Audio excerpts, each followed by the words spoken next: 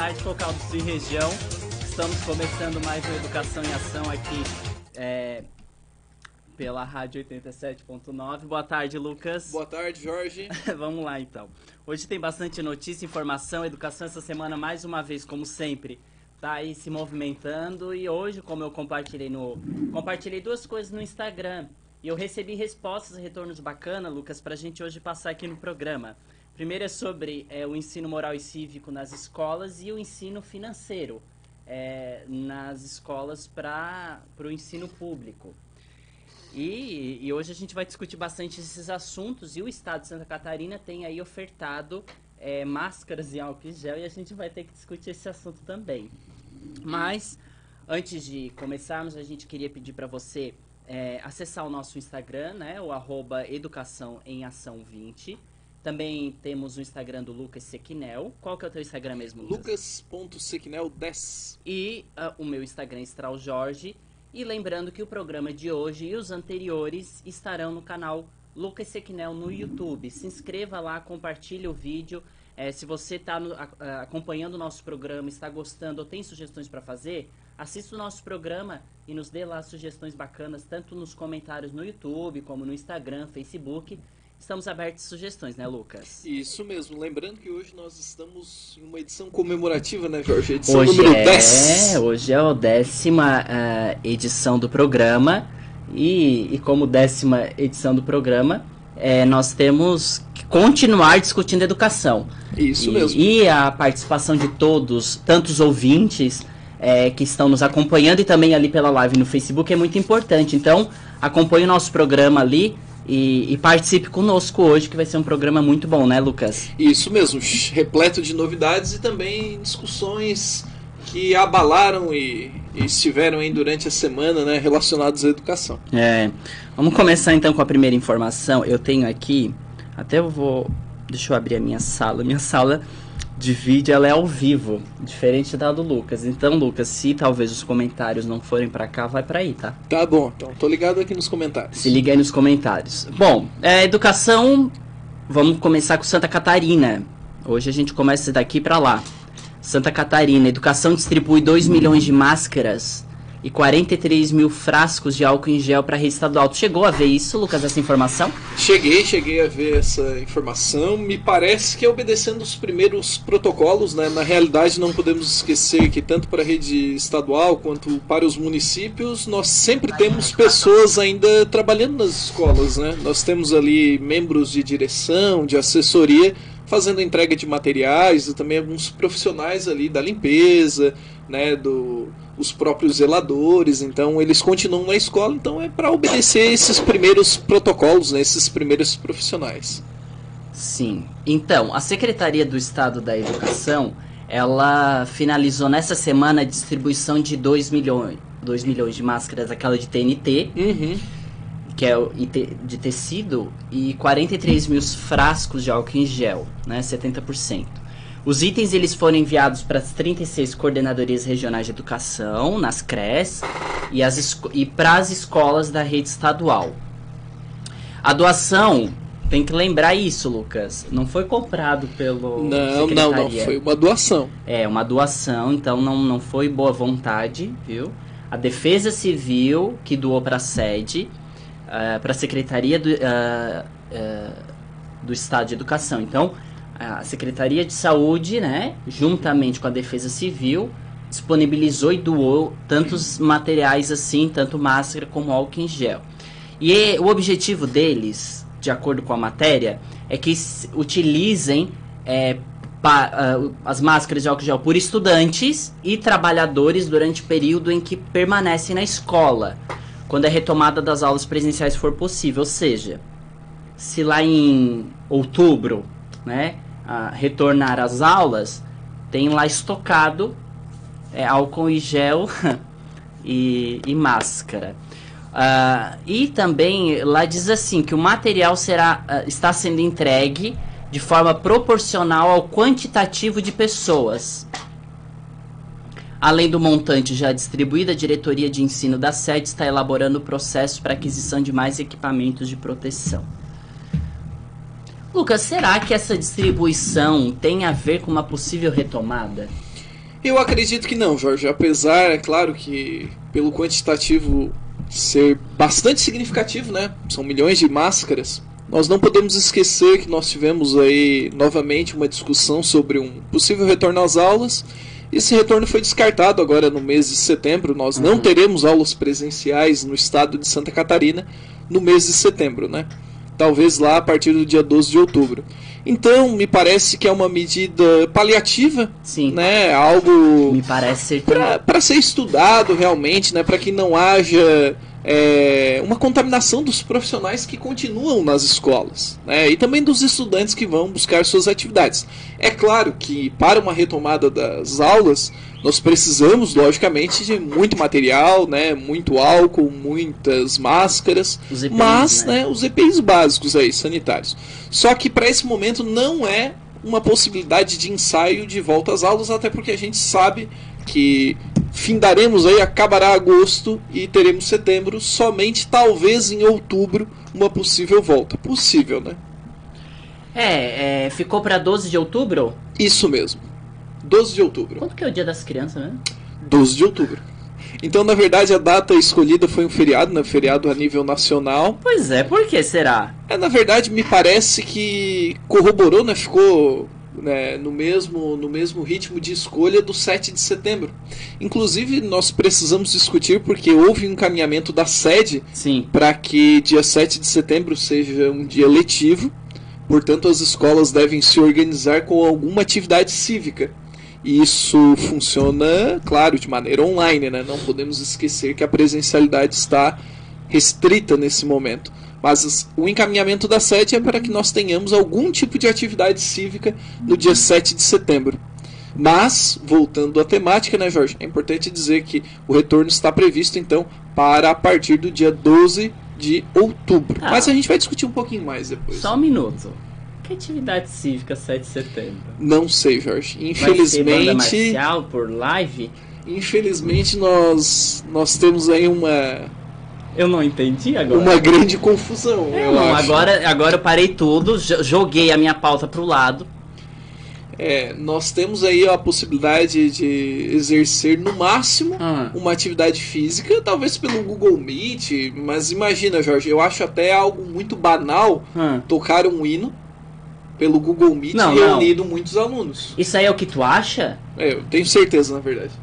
Vai acontecer isso?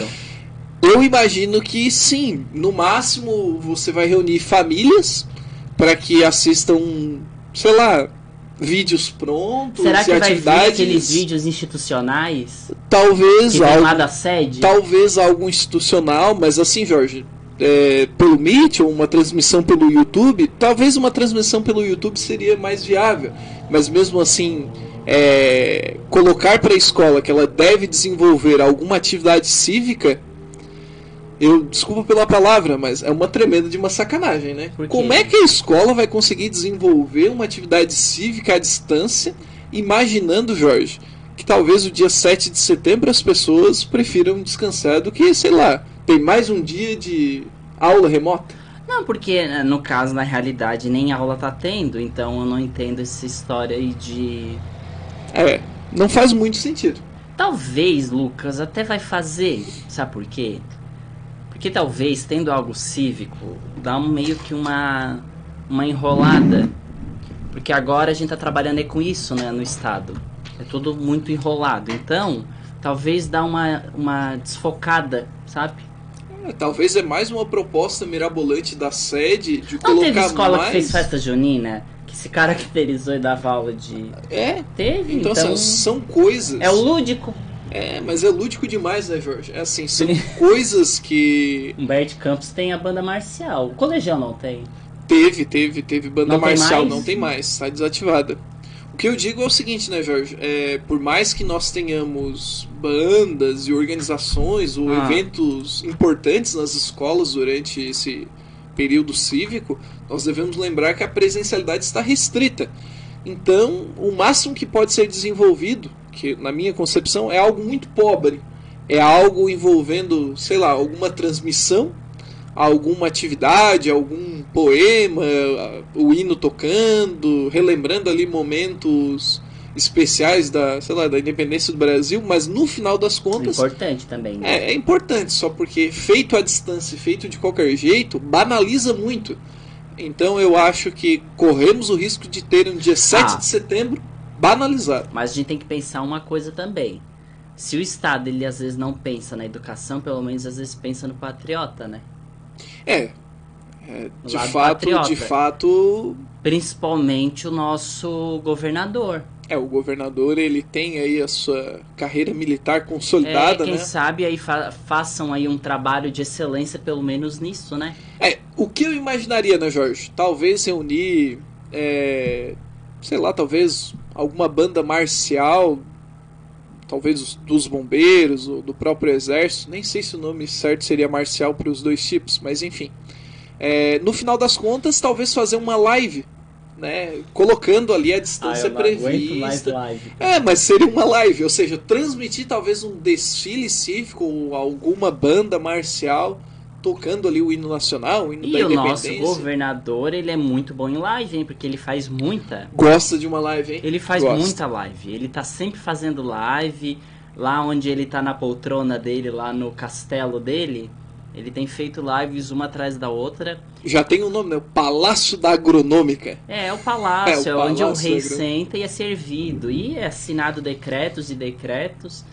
E o salário dele tá lá. Normalzinho. Tá normal. O salário dele tá muito bom. E enfim, vamos falar um pouco do Bolsonaro, que ele... Vamos falar do Bolsonaro! O Bolsonaro... Ai, gente, melhor imitação. O Bolsonaro, ele sancionou aquela medida provisória para flexibilizar o ano letivo. Na realidade, ele já tinha sido discutido isso, né? E agora ele assinou, né? Faltava a assinatura do nosso presidente. Então, isso foi feito terça-feira agora. Medida provisória número 934, que desobriga as escolas de educação básica e universidades também, Lucas, isso do cumprimento de quantidade mínima de dias letivos. Já tinha sido aprovado no Senado Federal dia 23 de julho, então mês passado já tinha sido aprovado, só que aguardava essa sanção, né? Isso. Presidencial.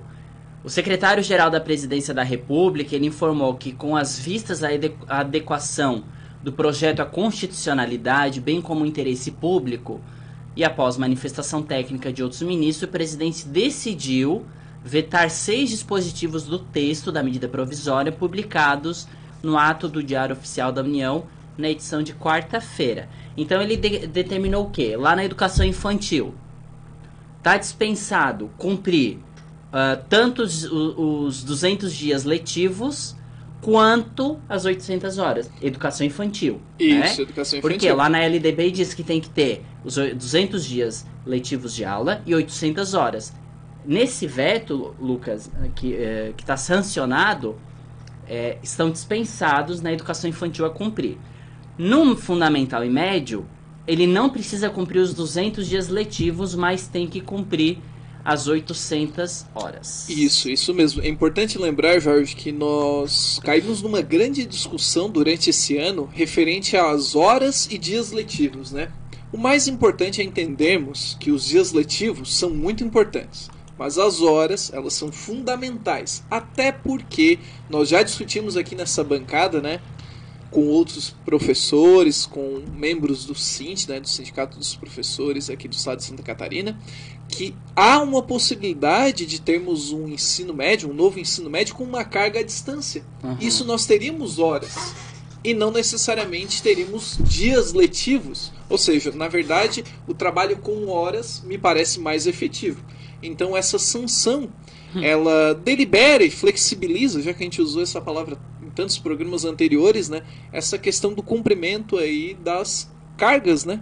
Que é diferente para a universidade, então, diferente para a educação básica, das cargas horárias aí. Esses 6 vetos que foram feitos pelo presidente, publicados no Diário Oficial da União na quarta-feira, foi assinado terça e publicado quarta, são vetos referentes a repasse de verba. Isso. Né?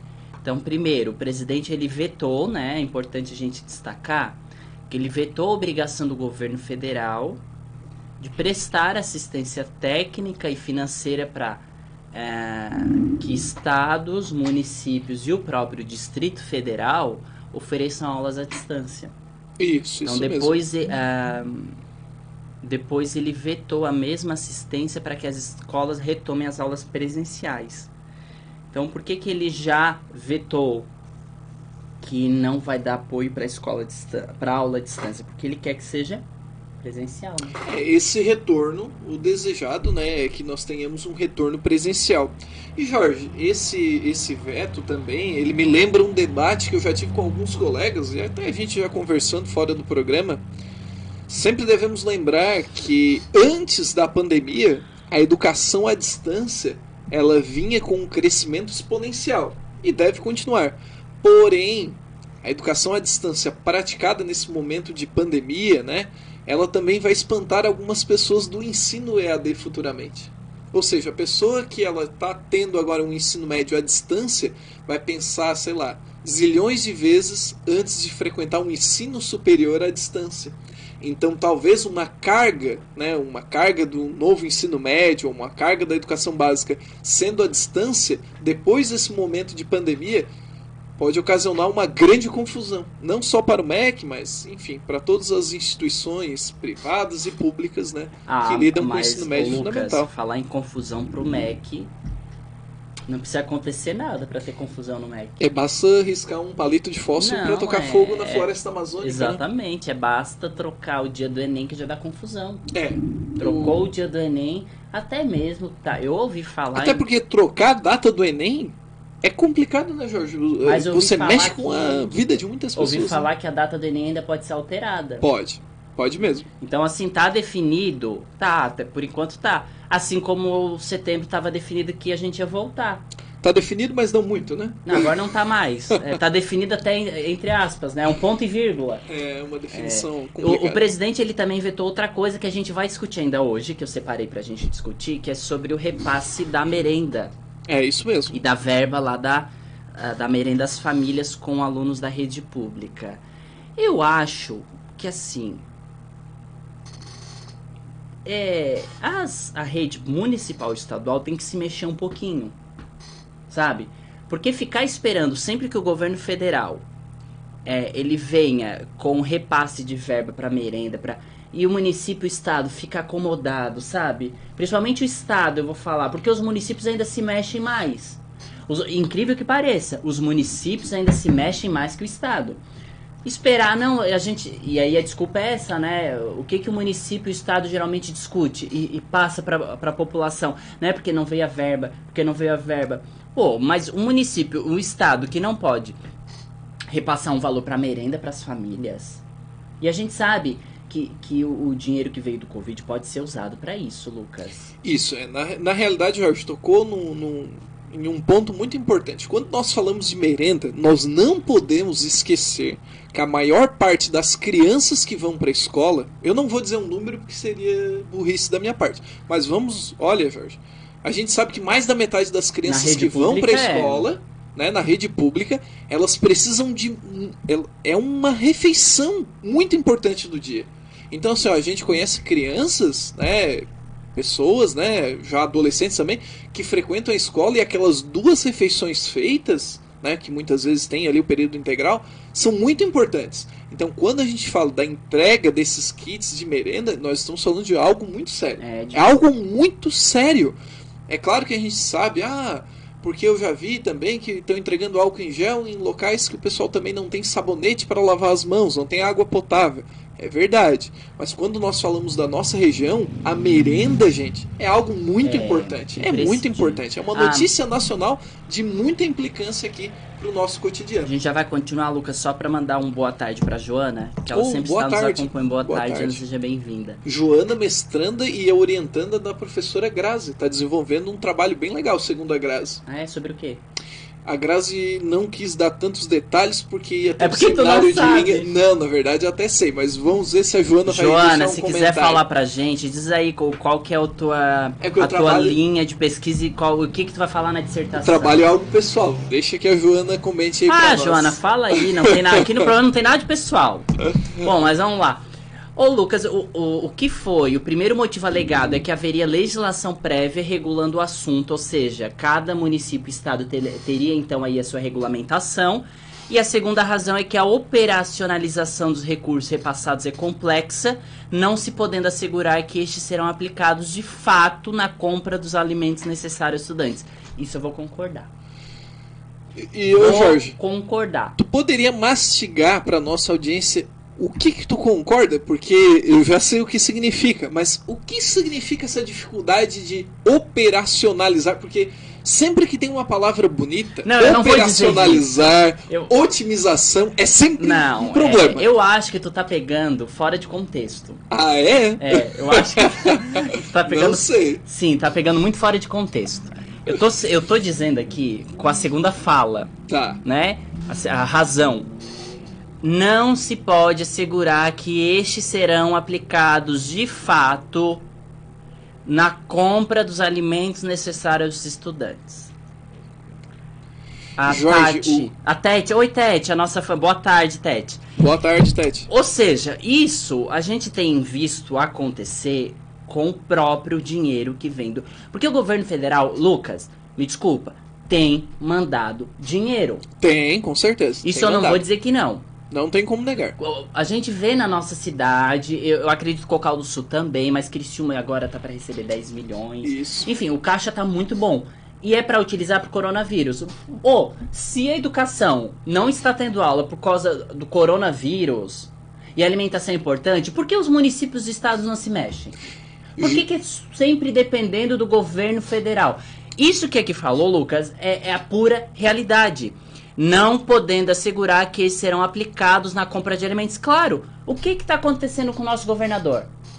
Com o dinheiro que veio do coronavírus, que ele, do dito compra dos respiradores, 33 milhões. Dava para comprar a kit de alimentos bons. Sim, de qualidade. Para todos os alunos ainda. E Jorge, me parece que as pessoas também esquecem de um seguinte fato, né? Esses dias vendo o noticiário, nós tivemos a informação que a própria VEG, uma empresa, claro, de capital aberto, que todo mundo pode investir e tal, mas é uma empresa catarinense, né, de fato. Claro, agora tem um capital aberto, enfim, é mundial, né? Mas no final das contas, a VEG, ela fez respiradores por um custo muito mais baixo. Praticamente a preço de custo. Tu lembra e esses respiradores, eles... Eu não sei se foram 500 unidades, mas assim... 33 milhões de reais. Foi feito a importação por uma empresa, que na verdade a empresa é menor que a minha casa. Não tô ofendendo minha casa é linda, na minha opinião. Mas assim, é uma casa. A casa do Lucas tem até academia agora. Não, mas assim, Jorge, no final das contas, cara, me parece assim, ó, que os respiradores foi fruto não só de ganância ou de corrupção, mas de burrice, de ignorância, o que é pior ainda. De pobreza cultural de imaginar. Será que nós estamos contratando uma empresa confiável? Sabe, algo... Olha... tenebroso mesmo. E Jorge, a questão de operacionalização, de otimização, me parece o seguinte: o governo federal teme, e eu teria o mesmo temor também, muito medo, que esse dinheiro, além de não ser investido no combate ao coronavírus ou diretamente na educação, seja roubado. Roubado. Não é fruto de corrupção, é roubo. É crime, então nós teríamos crimes, não só crimes fiscais, mas roubo. Então, no final das contas, dá para se entender toda essa dificuldade em manusear o recurso ou os vetos, porque realmente nós temos casos até em Santa Catarina. O caso dos respiradores, né? Lucas, que ocasionou ali a demissão do chefe da Casa Civil. E tu sabe que é muito fácil... e eu já vi isso, né? Isso que eu vou falar é uma coisa que eu já vi. É muito fácil um diretor de escola, um político tirar uma nota que comprou X de alimentos, a gente sabe que comprou com uma qualidade inferior, a gente sabe que comprou não é aquele número de alimentos que está na nota. Então, o que o governo está temendo é algo que existe mesmo. E que acontece muito. Ainda mais um governo que vem na linha militar, que é da disciplina. Pode ver, o próprio exército, quando foi construir a BR, eles fizeram do início ao fim impecável. a reforma agora, né? Não tô dizendo a construção reforma. né? Tô dizendo a reforma. Porque são pessoas altamente disciplinadas, né? E eles mandam um valor que é um valor que não seria baixo, né? Porque é um valor alto. Mesmo o valor por número de alunos sendo baixo, mas o montante ainda é um número alto. Mas é engraçado, verdade. Quando vem o valor todo, eu não vejo o município e o estado completar. Não, é verdade isso, Jorge. Na realidade, quando nós temos uma análise, por exemplo, a gente sempre está falando do Fundeb, né? Mas eu também vejo que algumas prefeituras, além de não conseguirem se sustentar, elas alocam seus recursos de uma maneira totalmente equivocada. A gente está falando de gestão municipal, né? Claro. Mas há municípios que sequer têm a capacidade de cumprir o pagamento da própria folha. Então, imagine, quando vem esse dinheiro, uma verba federal, eu imagino que se faz de tudo. Não venha defender, dizer que não se faz, que isso não acontece, mas eu imagino que se faz de tudo para transferir esse dinheiro da educação, da saúde, dinheiro do governo federal para outros setores, para calçamento de ruas, infraestrutura, para né? Infraestrutura, porque, Jorge, por incrível que pareça, não é mochila, não é material escolar que ganha voto. Normalmente o que mais tem votos é sempre algo envolvendo infraestrutura. A Joana comenta: acredito que as comissões fiscalizadoras têm deixado a desejar.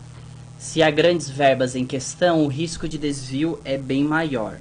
Perfeita colocação, hein? Perfeita colocação. Concordo plenamente. Nós não temos fiscalização suficiente. Jorge, posso citar um aspecto para concordar com a Joana? Pode. Nós temos o auxílio emergencial.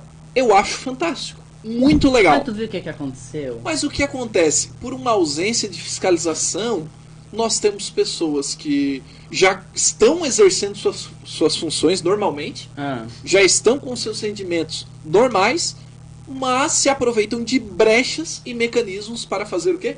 Resgatar. Nós tivemos servidores, nossos colegas, alguns colegas servidores públicos, fazendo né? isso. Então imagina pessoas que conseguem ali por brechas, né, resgatar esse dinheiro. Então, essa questão que o governo falou de que não podem assegurar realmente. Não tem. E a gente sabe que quem tá lá na beira da escola, quem é o governo ali estadual e municipal, não se pode confiar muito não. As pessoas falam assim, não pode confiar no Bolsonaro, não pode confiar nesse centrão. Mas também não dá para confiar nesses governadores aí contra o Bolsonaro. Não são pessoas que são consideradas honestas. E muitas delas com um histórico de anos manchado. Então, assim, o que eles vão fazer com o dinheiro? Aí vem aquele papo, não é dinheiro do povo, é recolhimento de imposto, sabe? Vem toda aquela história. Ok, eu aceito até essa fala. O que eu não aceito é eles irem contra o presidente de uma tal forma e depois ir lá e colocar o não para pegar auxílio se não precisa. Jorge, é o que eu falo. Isso sim que é aquele falso moralismo que a gente comenta, Lucas. Com certeza, nós temos muitos problemas. Não é só com o Bolsonaro, ou com o Lula, ou eu nem tô falando de Dilma. partido. Isso mesmo. Me parece que nós sempre temos uma situação e uma oposição em guerra a ponto de não desejar um projeto nacional. Ou seja, do que está falando um projeto nacional? Projeto nacional de desenvolvimento. Me parece que tudo no Brasil, a cada 4 anos, nós temos um rompimento muito grande e que parece que um lado tem que avacalhar com o outro. E no final das contas, Jorge, é como tu mencionou, não importa se o governador está alinhado ou não à presidência, se é de partido, de situação ou oposição, porque no final das contas o que acontece é sempre esses desvios. Ou está lá na ponta com os governadores, ou está lá no finalzinho com assessores e pessoas que prestam serviços a Lucas, eles. eu vou ser bem realista agora com coisas que eu li, né, com obras terminadas. Esse governo ele fez muita coisa, tá? Isso aí a gente não pode discutir. Questão de infraestrutura, muitas questões. Ele fez coisas que durante anos não tinha sido terminado. Não é nem esse ponto que eu quero chegar. O que eu quero dizer é que se eles estão desconfiados... É porque acontece, né? É porque acontece. E a gente não pode fazer vista grossa pra isso. Pô, tem gente fazendo vista grossa pra educação que tá uma merda. É verdade. Nós temos uma educação decadente e, Jorge, me parece, e aí que está o desafio. Quando a gente discutiu o Fundeb em programas anteriores, me parece que algumas pessoas não sabem a importância que alguns mecanismos de apoio à educação têm. Então, quando nós temos uma situação de veto por medo que esse dinheiro realmente não chegue, ou como a Joana citou, né, que os mecanismos de fiscalização não estejam atuando de maneira correta, isso me parece um cenário de pura insegurança. Ou seja, em que país nós vivemos? Um país em que o dinheiro público, ele sai, é um exemplo, né? Sai 1 milhão, é um pouquinho, né? Mas sai 1 milhão do governo federal. O normal é que chegue 1 milhão para o Estado. Mas esse 1 milhão já não chega. Já chega como 700. E esses 700 é para repartir em tantos municípios. Ah, daria 5 mil reais para cada município. Ah, beleza. Desses 5, 3 são utilizados de fato. 3. Então, olha, torcendo muito, né? Sendo ultra otimista, Como tu né? é otimista, né? Então, no final das contas, me parece que nós estamos em um país muito inseguro e de bastante dificuldade, onde a política e também a corrupção me parecem caminhar de mãos dadas. Né? E essa fala que foi feito, eu acho que não foi nem feito pelo presidente, tá? Claro, o gabinete, né? Foi deixa eu ver aqui certinho quem foi disse essa fala. É a Secretaria-Geral da Presidência, né? Isso. É o porta-voz. Uhum. Porta-voz da Presidência. Eles estão muito certos em desconfiar, porque é um dinheiro público alto e a gente não sabe o que vai ser no que vem. Então ficar também, porque é um governo que liberou dinheiro, mas também ficar liberando sem fiscalização é problema. Então se roubou, corta. Isso. Liberar sem fiscalizar é Não irresponsabilidade. Dá, é irresponsabilidade, Lucas. Bom, vamos lá. Outubro. Volta às aulas é adiado em Santa Catarina e ensino presencial será retomado após 12 de outubro. Né? A gente sabe que as aulas presenciais elas já foram interrompidas em março. Foi que dia? Tu lembra? Acho que foi dia 18 19. de... 19? 19, lembra? 19 de março. Né? E Santa Catarina está numa situação ainda muito complicada com Covid. Né? A última notícia que eu peguei é que são 124 mil casos em Santa Catarina e 1,8 mil mortes.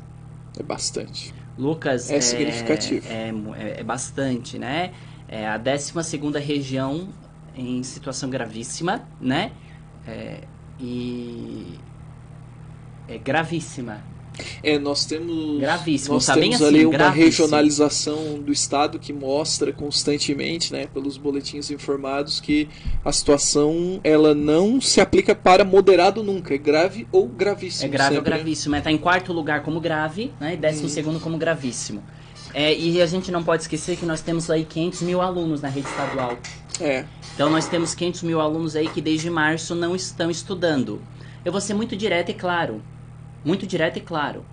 Desde 19 de março não estão estudando. Não estão. Isso não é estudo. Não vem com sistema híbrido, que isso aí, ó, é balela. Isso aí não é sistema híbrido. Isso aí não é ensino não presencial. Isso aí é um EAD mal feito. Que tem universidade EAD ruim que faz muito melhor que isso. Eu não vou falar o nome. Não quer citar nomes para não perder patrocinadores futuros? Porque eu não quero falar o nome daquela obra de arte, né? Aliás, do artista. Não, para não ofendê-lo, né? Que ele senão vai se virar, se mexer no túmulo. Isso. Mas assim, tem universidades EAD com estruturas muito melhores. Na realidade, Jorge, foi tudo feito às pressas, né? A sorte, eu sempre falo isso para os alunos, né? Quando a gente faz uma live, que a sorte que existe a Google, tá? E a sorte que a Google... Pois é, se não tivesse, né? Em dado momento, alguém... Claro, a Google tem equipes fantásticas de marketing, de desenvolvimento. Alguém em algum momento pensou assim, vamos criar algum mecanismo envolvendo educação. E desenvolveu ali uma G Suite totalmente interessante. Porque a gente tem que ver que a Google... Google Sala de Aula, muito Google bom. é uma mentalidade, não é brasileira, né? Por mais que existam escritórios aqui, é só para captar alguns talentos. Né? Mas a mentalidade da Google tá lá na frente. O que eu quero dizer assim, né, Jorge, é que assim, se não fosse o Google Sala de Aula, eu vejo muita gente xingando, eu não gosto mais desligar o computador e ter que acessar o Google Sala de Quem Aula. não sabe usar. É que na verdade o Google Sala de Aula ele é muito bom. Se só que souber é claro, usar. só que é claro, nós vínhamos de uma realidade presencial e tudo isso foi feito à distância, uma capacitação bizonha. Então, Jorge, não podemos esquecer do seguinte: nós temos mais de 7 milhões de habitantes no estado de Santa Catarina, 500 mil alunos só na rede estadual. Né? Não, eu tô falando só de estado, né? Então imagine, mais os alunos da rede municipal, mais a educação infantil. Então nós temos aí muitas crianças paradas nesse momento, ou dependendo diretamente de atividades impressas. E terça-feira agora, no dia Google 18, a Secretaria de Estado da Educação, ela chegou e divulgou à imprensa que não havia data exata marcada para o reinício após a reunião com a Secretaria do Estado de Saúde e a pasta da Educação, né, para tratar sobre um mapa de riscos da região catarinense. A nova data deve ser oficializada até segunda-feira, que aí, na realidade, estamos ali com 12 de outubro. Isso, 12 de outubro. Mas pode ser revista. Então, hoje é que dia? Hoje é dia 22. 22, dia 24 eles terão outra reunião. Então Isso. nós temos que aguardar essa reunião, que aí pode mudar tudo. Parece, Lucas, eu ouvi falar que agora, final de agosto, encerra o semestre, né? Isso. Nós temos um encerramento do semestre, mas é importante precaver o pessoal, né? Que essa data de 12 de agosto ela pode ser revista para aumentar... 12 de outubro, perdão. Para aumentar o prazo. Sim. Na realidade, o 12 de outubro... Ainda é paliativo. É paliativo para que haja uma possibilidade, talvez, para o final de outubro ou início de novembro. Ou seja, não teremos um encurtamento de datas, mas sim, talvez, um prolongamento. Eu vou ser muito realista. Vai voltar pra quê agora? Jorge, de verdade, vai voltar pra quê? Vai voltar... Nenhum professor... Eu já vi discussão essa semana, discussões de professores, dizendo assim, vou voltar pra revisar o conteúdo. Não dá, meu bem. Não tem como. Não tem tempo hábil. Não tem tempo pra revisar conteúdo, não tem tempo pra... correr atrás do tempo. O tempo perdido. Foi um tempo perdido. Não tem o que fazer. Aí vai voltar. Por exemplo, agora tá pra outubro. Isso mesmo. Vai que mude, volte pro final de outubro e início de novembro. Jorge, tem um caso específico aí pra ser analisado, hein? 12 de outubro, beleza, finalizamos o primeiro semestre. Volta não é nem dia 12, é dia 13, né? Aí volta ali dia 13. Não tem mais feriado, né? Mas assim, tu vai ter 2 meses de aula, não vai ter aula aos sábados, óbvio. Então aí vamos supor que nós tenhamos, sendo bem otimistas, 40 dias letivos. Porque finados é obrigado a obedecer uma data, né? Mas assim, tu tem 40 dias letivos, cara. O que tu vai fazer? No máximo, provas finais. Eu acho que vai servir mais como se o governo laboratório. Se o governo mandar ter aula ao sábado, o que tu acha que vai dar? Os alunos não vão participar. Mesmo que exista... Eu não tô falando nem de aluno. Não. Tô falando da cacalhada mesmo. Não vamos ter participação. Jorge, enquanto não houver uma vacina... Eu sabia que tu ia responder isso. Claro. Eu joguei a bola só pra ver o que eu cortei, pô. Não, mas, Jorge, eu imagino que os professores não vão aderir. Até porque existe o cumprimento da carga horária de uma maneira sem qualidade ou com qualidade, existe esse cumprimento da carga horária. E nós devemos lembrar do seguinte: falar em carga horária agora pra mim é sacanagem. É sacanagem. Mas assim, lembre-se bem, se acaso nós tivéssemos a possibilidade de ter uma vacina para inocular todo mundo, né? Ou seja, para vacinar todo mundo, nós teremos ali pelo mínimo 1 mês. Então não tem como, Jorge. Não tem como. Sério, eu tô vendo o Cinti na minha frente. Com certeza. Gente, isso aí é papo daquela professora que tava na biblioteca, hein? Olha. Jesus. Lucas, hein? Não teremos parte. Tu vem me falar em carga horária. Carga horária. Me diz agora, olhando no meu olho. Tu cumpre a tua carga horária? Nós cumprimos através das postagens. Tu cumpre a tua carga horária diária? Não quer dizer que tenha qualidade.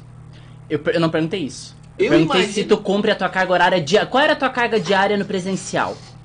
Olha, por volta de 8 horas. Tu trabalha esse tempo todo dia? Não. Então e vem falar que cumprimento de carga horária Não. no sábado não pode? Não.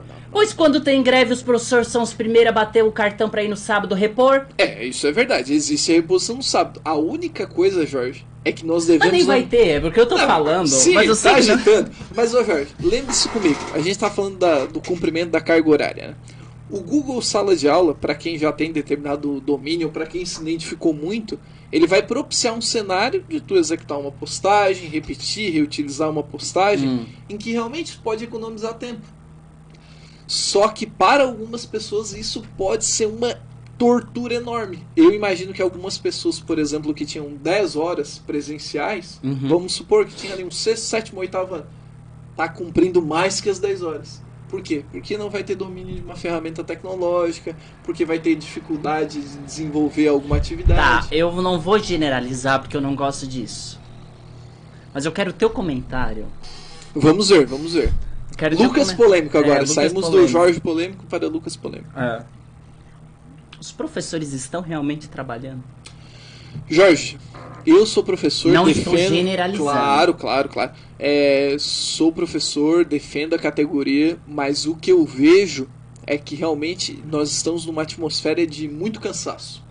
Eu acho que assim, por mais que tu desenvolva atividades, por mais que tu tente ser inovador, eu acho que a gente não está conseguindo atingir os objetivos. Não. Isso é pior do que cumprir carga horária, porque cumprir carga horária sem desenvolver nenhum tipo de atividade, né? O pai, assim... Agradecemos aos 65 compartilhamentos, tá, Lucas? Olha só, bastante, hein? Ricardo Strauss, o cenário ideal para o funcionário público.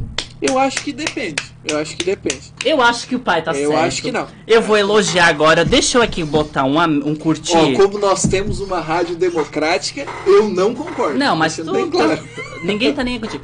Só o teu fã base que quer saber de ti. Tá certo, sabe por quê? Me diz, Lucas, tu que trabalha dentro do setor público, eu trabalho. Também trabalho no privado, deixando bem claro. Eu tô falando de setor público. Tá, vamos falar do privado, público. Se tu não trabalhar, tu é demitido. Pode acontecer. Pode não, acontece. Olha, tem casos que não. Não, mas é um outro, né? Conta dedo, né? O público tu conta no dedo? Não tem como. Não tem como. Me diz uma coisa. A quantidade de gente que tu vê que cumpre carga horária e não trabalha. Com certeza. Tem ou não tem? Tem. É bastante ou não é? É muito. Então, esse pessoal que tá em casa, esses professores estão empurrando com a barriga, é o que o pai quis dizer. É o cenário ideal. Porque além de não precisar trabalhar, porque eles pensam assim, com certeza. não precisa cumprir a carga horária. Só que assim, Jorge, o que eu vejo que tá acontecendo é que muitas pessoas estão, por exemplo, igual o Moacir Pereira naquela coluna, eles acham que o ato de não voltar para a sala de aula, com todo esse risco, uma pandemia chegando a níveis estratosféricos, está ligado a cenários ideológicos. Então me parece que nós estamos fazendo uma sopa de nada, sabe? Ou seja, mas misturando... O Ricardo comentou aqui, o pai comentou uma coisa aqui, que pra ti...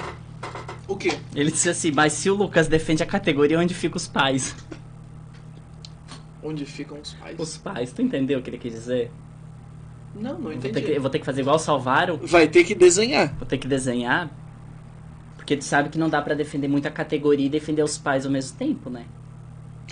Na realidade sim. Tu sabe que não dá, né? Sim, só porque defender a categoria nesse momento não se resume a propor. Eu tô trazendo aqui uma discussão democrática. Claro. Eu não estou aqui falando mal de professor. Até mesmo porque...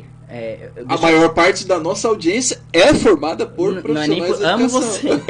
De paixão aquele. Não, mas o que eu quero dizer é o seguinte. É igual quando a gente vai falar de um sistema ideológico. Porque por que os professores ficam tão doloridos quando a gente diz que a educação, o sistema da educação tá falido? Mas tá, né? Mas por que os professores ficam doloridos? Eu acho que alguns ficam, Jorge. Os extremistas. Eu, por exemplo, eu tenho plena convicção. Tem a coragem de dizer que são só alguns? Não, eu acho que a gente não pode generalizar. Agora eu acho, né? É porque não tem uma pesquisa dizendo e separando os grupos. Aí é um achismo, né? Eu acho que ver o grupo repartido é só entrar numa sala dos professores. Sim, Jorge, mas imagine comigo. É só ver no dia da greve. Isso. E a greve é algo constitucional. A greve é algo constitucional. Agora, da mesma forma que algumas pessoas vão colocar que greve é coisa de Não, baderneiro. a greve é constitucional, mas eles usam a constitucionalidade pra quê? Aí é que está o problema. Nós temos alguns desafios, olha só. Nós temos alguns desafios que envolvem diretamente a coesão de uma categoria, a união de uma categoria. Só que nós não podemos esquecer também, Jorge, que a educação... O Ricardo tá dizendo que tem pesquisa sim. Ô pai, me fala, que pesquisa é essa, por gentileza? Porque que me apresente dados e que seja confiável. Porque o Lucas é uma pessoa que tem que... São Tomé. Não, ela tem que ser uma pesquisa confiável e... E a Rádio Web Cocal conversa com a gente. Boa tarde, Jorge, os convidados, programa top demais, muito obrigado. Nossa rádio aqui... A nossa rádio participando. Está participando, muito obrigado, agradecemos muito.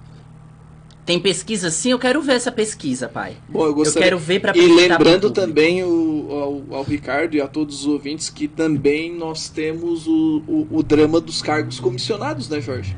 Não só o servidor público concursado que ganha essa alcunha. Mas eu não vejo professor com cargo comissionado. Não. Agora nós estamos falando do servidor público, né? Porque lá no comecinho o teu pai não quis necessariamente ir direto ao ponto com os professores. Ele falou do programa de educação do funcionário público. Não é que na verdade... é a Gisele. Oi, Gisele, boa tarde. Beijo, depois eu tenho que falar da tua live.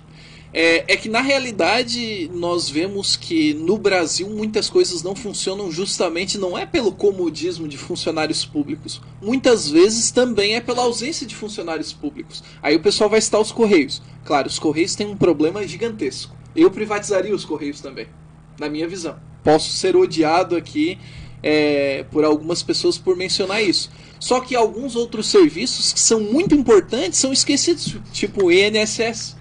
Tá, né? eu vou puxar um adendo aqui pra gente ver a gravidade. Já que é pra falar de funcionário público, eu vou trazer então pra vocês o que aconteceu na Câmara Legislativa. De qual município? Criciúma. Tu não sabe dessa. Opa, novidade. Essa tu não sabe. Mais um quadro, pra vocês novidades do Jorge. Pra vocês verem a decadência que está acontecendo. Eles estão tendo que elaborar um programa para um servidor público, para que atenda bem o público. É isso. Lucas, isso não... eu vou parar tudo. Não faz sentido realmente. Eu vou parar tudo para discutir esse assunto contigo. Da onde a minha avó, eu vou contar para vocês da minha avó. Aí vem historinha. Vou contar da minha avó para vocês. A minha avó é funcionária pública aposentada. Ela atuou 31 anos no centro de saúde. Ela é funcionária do estado de Santa Catarina. Certo. Da Secretaria de Estado da Saúde. Minha avó, durante 31 anos, nunca chegou atrasada, nunca ficou com essa palhaçada de atestado. Tu entende a palhaçada que eu quero dizer, né? Claro, com certeza. Não tô dizendo de atestado válido, tô dizendo de atestado comprado. Sim, sim. Ela tirava as licença-prêmio dela, porque é um direito, né? Ela não utilizava isso como, enfim, para fugir de coisas. Eu não vou entrar nesse ponto aqui. E ela, durante 31 anos, ela nunca teve uma reclamação de mau atendimento. Aí eles fizeram uma pesquisa nos postos de saúde e no município de Criciúma. A quantidade de reclamação, presta atenção, de reclamação nos postos de saúde de mau atendimento dos funcionários públicos. Agora eu vou trazer para a educação. Tu já se deparou em chegar numa secretaria? Tu até já pegou. Tu já pegou? Já compreendi. Tu chega na secretaria da escola, tá o embuste sentado aqui, no WhatsApp, ou no SIG RH, ou postando 10 horinhas para professor efetivo, para aumentar a carga horária, ou fazendo agendamento de perícia, que é a única coisa que a secretária da escola faz é agendar a perícia. E faz isso, ou fazendo mestrado, dissertação de mestrado, ou fazendo isso e aquilo, e os pais esperando um histórico escolar e eles mandam esperar. Casos e casos, né, Jorge? Eu imagino que aconteça na saúde. Eu trabalhei em várias escolas, hein? Isso, aconteça na saúde, aconteça na educação. Jogando joguinho, Lucas. Não, sim. Esses absurdos... Esses absurdos, eles vão acabando com a imagem da educação. Deixa eu me recompor. E quando nós temos algumas escolas que trabalham muito bem, que atendem muito bem né, ao público em geral, aos Conta nos pais, nós contamos nos dedos, realmente. Nisso, nós não devemos nem discordar ou perder tempo, discutir esse tema, porque realmente nós temos uma ausência de empatia. Muitas vezes tu chega no setor público, né, tu chega ali em determinadas secretarias, ou tu chega ali no atendimento à escola e tu não sabe qual é a sala do teu filho, tu sabe qual é o ano, né? Tá no primeiro ano, mas eu não sei qual é o número da turma. Eu não sei, eu quero um histórico, mas eu não sei se precisa de identidade, se precisa disso ou daquilo outro. Para algumas pessoas é muito mais fácil. Não, vem outro dia. Não, só pode vir em tal hora. Não, tem que marcar. Não se atende o telefone. Isso acontece realmente. Lucas, a educação tem sim muitos problemas. Muitos problemas. Aí, e são fáceis de ser resolvidos, tá? Aí são esses que vão bater o martelo, que usam a greve como justificativa para não ir trabalhar. Aí sim. Mas é como nós estávamos Lucas, discutindo. tem secretária de escola... Gente, olha que absurdo. Olha que absurdo. Vamos ver se eu conheço esse absurdo. Conhece. Secretária de escola dizendo, eu não volto nesse dia de janeiro. Eu volto só em fevereiro igual os professores. Que manda na escola. Isso. É exatamente uma ausência de hierarquia nas escolas que se torna preocupante para desenvolver um bom trabalho. Gente, ainda tem a ousadia de fazer um papel e imprimir e colar aqui, ó. Eu sou servidora pública, se me desrespeitar, eu sou autoridade. Isso são os absurdos. São os absurdos. E ainda tem a ousadia de dizer, não, se gritar, falar alto comigo. Olha só, se falar alto comigo, tem uma lei que me defende, que é desacato à autoridade, ao servidor público. Só que assim, né, Jorge, nós também temos um cenário em que essas pessoas... elas estão sendo denunciadas por ouvidoria. Eu fiz ouvidoria, nunca fui atendido. Não, mas já recebeu alguma resposta ou algo do tipo, né? Sabe, porque eu vou dizer qual foi a resposta. Em Criciúma, eu já vi casos, né, na prefeitura de Criciúma. Faz um tempinho esse da prefeitura de Criciúma. Eu fiz uma ouvidoria ano passado. E obteve resultado. Eu vou contar da ouvidoria que eu fiz. Fiz uma ouvidoria ano passado denunciando uma professora que o colegial ano passado estava em processo de campanha eleitoral para diretor. Foi uma campanha que foi horrível. Foi uma coisa assim, não foi democrático, foi roubo, né, aquilo, né, foi roubalheira, no sentido de que não tinham aí um respeito, não tinha respeito nenhum. Na sala era falado que, na época que não podia falar de campanha, era falado, o professor chegava em ouvido de aluno, isso eu sei porque os alunos me procuravam, eu vi, né, vídeos. Aí uma professora, aí eu fui pra ouvidoria denunciar, eu disse assim, eu vou ver se essa ouvidoria funciona. Sabe qual foi a resposta? Qual foi? Vamos providenciar as devidas, como que é? Precauções medidas com essa professora. Talvez ela nem ficou sabendo.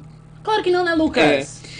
Ouvidoria falha também, né? E é horrível isso. Então, falha no sentido se chama não ouvidoria, né? Não é só pra ouvir mesmo. Não no sentido de falhar, no sentido de falha de ser ruim, né? Ou seja, é algo falho, né? Então, Jorge, quando nós falamos do setor público, nós temos gargalos enormes. De certa maneira eu concordo, só que para alguns setores, sim, nós temos ausência de profissionais, faltam concursos, só que para outros me parece que está abarrotado. E quando tem muita gente sem ter o que fazer, cria esse cenário, Lucas, de comodismo. E de verdade, eu vou falar. Vou citar uma dos Correios. E olhe que eu nem defendi a privatização tempos atrás, mas nos Correios, a cada 3 pessoas, nós temos uma liderando. Entendeu? Ou seja, a cada 3 pessoas, uma é líder de algo. Ainda tem liderança, né? E na educação? Não, e essa liderança, Jorge, é para exercer a mesma função. Ou seja, é um sistema tão confuso que no final das contas está difuso também. Ou seja, está tudo espalhado. Não dá para saber qual é o exercício da função de fato. Ou seja, mas chega no correio, tem alguém para te atender? Tem, nas escolas também tem. Mas é um atendimento, né? Que atendimento que é? Ou mal feito, ou empurrado com a barriga. Claro, não podemos generalizar. Tem escolas que você vai chegar, vai ser bem atendido e tudo vai ser resolvido. Eu conheço escolas assim. Eu conheço. Me diga uma coisa, o material que os pais deram no começo do ano, por que não devolveram se não está sendo usado? aqueles materiais como, acho que cartolina, como... Esses materiais... são esses materiais que fala, pai? Eu acho que é isso que ele quer dizer. Eu não sei dizer como é que funciona a política de devolutiva. Eu sei que as folhas ofício, papel sulfite, é utilizado na impressão das atividades, né? Já deve ter sido todo gasto, até porque a demanda é muito grande. Aumentou muito, né? Olha, eu fiquei apavorado. Haja papel e haja árvore. No final das contas, as CREs ali estão abastecendo as escolas também. Só que esses outros materiais eu não sei realmente se o pai pode chegar na escola e solicitar a devolução, né? Principalmente, aí é que está o problema, hein, Jorge? Principalmente na rede privada, nesse caso. Porque na rede pública a gente sabe que a maior parte dos estudantes não leva os materiais. Tá, vamos focar. Não podemos tapar o sol com a peneira. Agora, na rede privada, será que ocorre ainda se pede papel higiênico? Eu acho que não pode. Papel higiênico... Eu levava. Quando eu estudava, eles pediam. Algumas escolas de educação infantil pediam antigamente. Não, mas eu tô dizendo aqui do estado. Não se pede. Na verdade, não existe mais lista de material, né? Existe uma listagem básica, né? Mas lista de material pro ensino médio eu nunca mais vi. Não, ensino médio não. O aluno leva folhas. Mas fundamental tem, eu sei que tem, porque são várias disciplinas e tem desenho, tem o Ricardo colocou aqui que a demanda é responsabilidade do Estado. É verdade, o Estado ele está fazendo me parece que está cumprindo essa demanda, né? Então eles levam, porque assim, tu sabe, Lucas, que tem escola... Lembra da época das denúncias que tiveram quando tinha logo de papelaria? Sim, com certeza, lembro. Lembra? Eu acho que o pai tá querendo dizer mais ou menos nessa linha, sabe? Não disso, mas de que coisas que não são necessárias e que talvez foram pedidas e não foram devolvidas. Ah, sim. Mas eu acredito que esses casos, Jorge, eles são mais relacionados às escolas particulares, porque na escola pública a listagem é sempre a mais básica possível e muitas vezes, principalmente já do ensino fundamental para frente, ali do ensino fundamental 2 para frente, é difícil ver os estudantes levarem os materiais. O pai comenta que estão pedindo pincel de quadro para professores, isso é verdade. Isso aí é um E não está absurdo, sendo usado, podia ser devolvido, né? Se foi pedido lá no início do ano, até dá para entender, porque se imaginava um ano letivo normal. Agora, pedir nesse momento... Não, é calhordice. Tá falando... não, porque assim, ó, querendo ou não, a gente tá falando de uma realidade que os pais, a gente sabe que comprar material escolar parece muito fácil pro professor. Não é uma porque coisa o professor simples, tá acostumado a fazer essa compra. Né? O professor tá sempre se abastecendo. Mas para um pai, gente, é muito sério isso. Para um pai comprar um material escolar para um filho... Muito Lucas, caro, muito caro. Meu Deus. Muito caro. Tá, mas vamos entrar no assunto. Eu quero puxar um assunto, até Ricardo Strauss, eu quero que participe. Qual é o assunto? Pai, fica aí para participar, porque eu vou... Família Strauss está polêmica hoje. A família Strauss é polêmica. Ninguém segura, o Ricardo, eu seguro, né? Eu não, ele não. Bolsonaro fala em retorno da educação moral e cívica. A antiga EMC, né? EMC. Realizada nessa quinta-feira, dia 20, a Controladoria Geral da União, né? Afirmou as cartilhas direcionadas aos primeiros anos do ensino fundamental, lá do primeiro ao quinto ano, estão prontas e devem chegar às escolas em 2021. De acordo com o ministro da Controladoria Geral, o Wagner de Campos Rosário, ele diz assim: tenho certeza de que em breve vamos ter jovens mais cientes de que o que é o recurso público, do valor que é o pagamento de impostos e a aplicação de recursos do governo. Então, Lucas, do sexto ao nono ano já estão fazendo material também, de acordo com o Rosário, que é o ministro. Isso. Eles estão fazendo já o material para os estudantes do ensino fundamental, lá do sexto ao nono. O Plano Nacional do Livro Didático, eles vão incluir as cartilhas nesse plano, né? Ou seja, todo o material didático ele vai ser incluso. Gente, vamos destacar aí alguns pontos. Essa disciplina, olha só o nome. Eu acho bonito esse nome, disciplina. O nome é legal. Bonito. Disciplina, ele saiu do currículo em 1993, né? Isso. Na realidade, na Constituição de 88 já não estava mais. Não, ela já estava em processo de ele saída. Era algo transversal, né? Isso. Então, na Constituição de 88 ele já estava se retirando. E depois, em 93, quebrou, né? Mas foi criado em 69, né? Então a gente lembra ditadura na hora, né? Isso. A gente tem uma mente bem conceitual nisso. E foi pelo presidente, eu acho que tu é fã dele, o Arthur Costa, da Costa e Silva. Com certeza que não. Ele criou aí o culto à pátria, os símbolos, as tradições. Ele trouxe isso para dentro da escola. Né? Ele aprimorou... ou seja, para ser direto, ele exaltava o nacionalismo. Né? E as escolas militares... Elas sempre funcionaram dessa forma, mesmo antes de ter essa disciplina, até hoje, né? Ela ainda existe nas escolas militares. E eu vou ter que dizer que as escolas militares estão muito mais avançadas em questão de conteúdos do que as outras escolas. Lucas, já sei até por que caminho na realidade, vai. Jorge, cabe uma observação que talvez o primeiro presidente a trabalhar com essa ideia de nacionalismo, né, na educação foi o Getúlio Vargas. Lá ainda, né, no idos dos anos 30 e 40, né? E o Getúlio Vargas, na realidade, instituiu essa ideia que depois acabou ficando um pouquinho de lado e depois volta ali com Costa e Silva. Importante lembrar do seguinte, eu não imagino que educação moral e cívica se torne uma disciplina, ou seja, que tenha uma aula semanal, mas que ela seja, né, esteja presente como um parâmetro curricular, ou seja, como orientação sexual, né? Como um conteúdo transversal. Transversal. Ele vai estar em várias disciplinas. Isso, ali, né?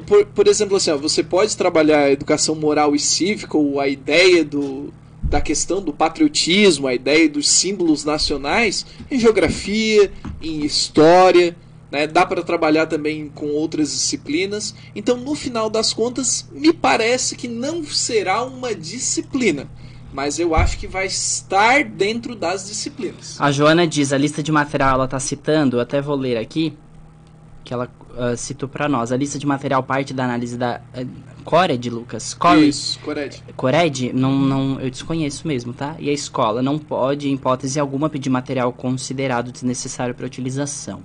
Tanto que as famílias podem fazer denúncias se houver excesso por parte das unidades escolares. Acredito que uma boa sugestão quanto ao material que resta deste ano seja fazer um levantamento sobre e reaproveitá-lo no ano seguinte. Uma boa pedida, né? Já que não vai devolver, reaproveitar e ano que vem Jorge, não pedir, né? O Cored ficou muito famoso, a Cored ficou muito famosa em algumas matérias jornalísticas de escolas, principalmente de São Paulo, aí era público e privado, que pediam materiais, tipo assim...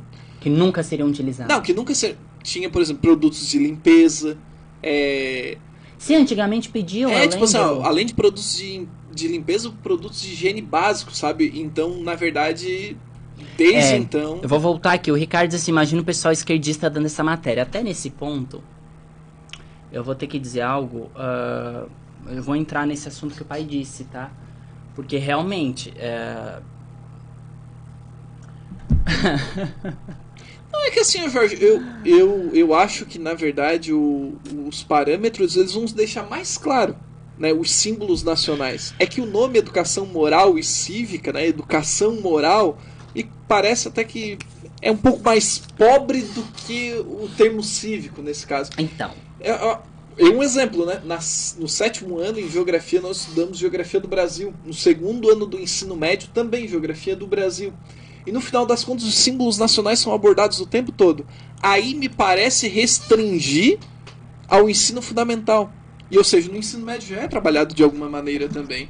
Então eu acho que... Gered agora é Cored. Eu acho que é CRE. Então, eu acho que ela tá falando da CRE.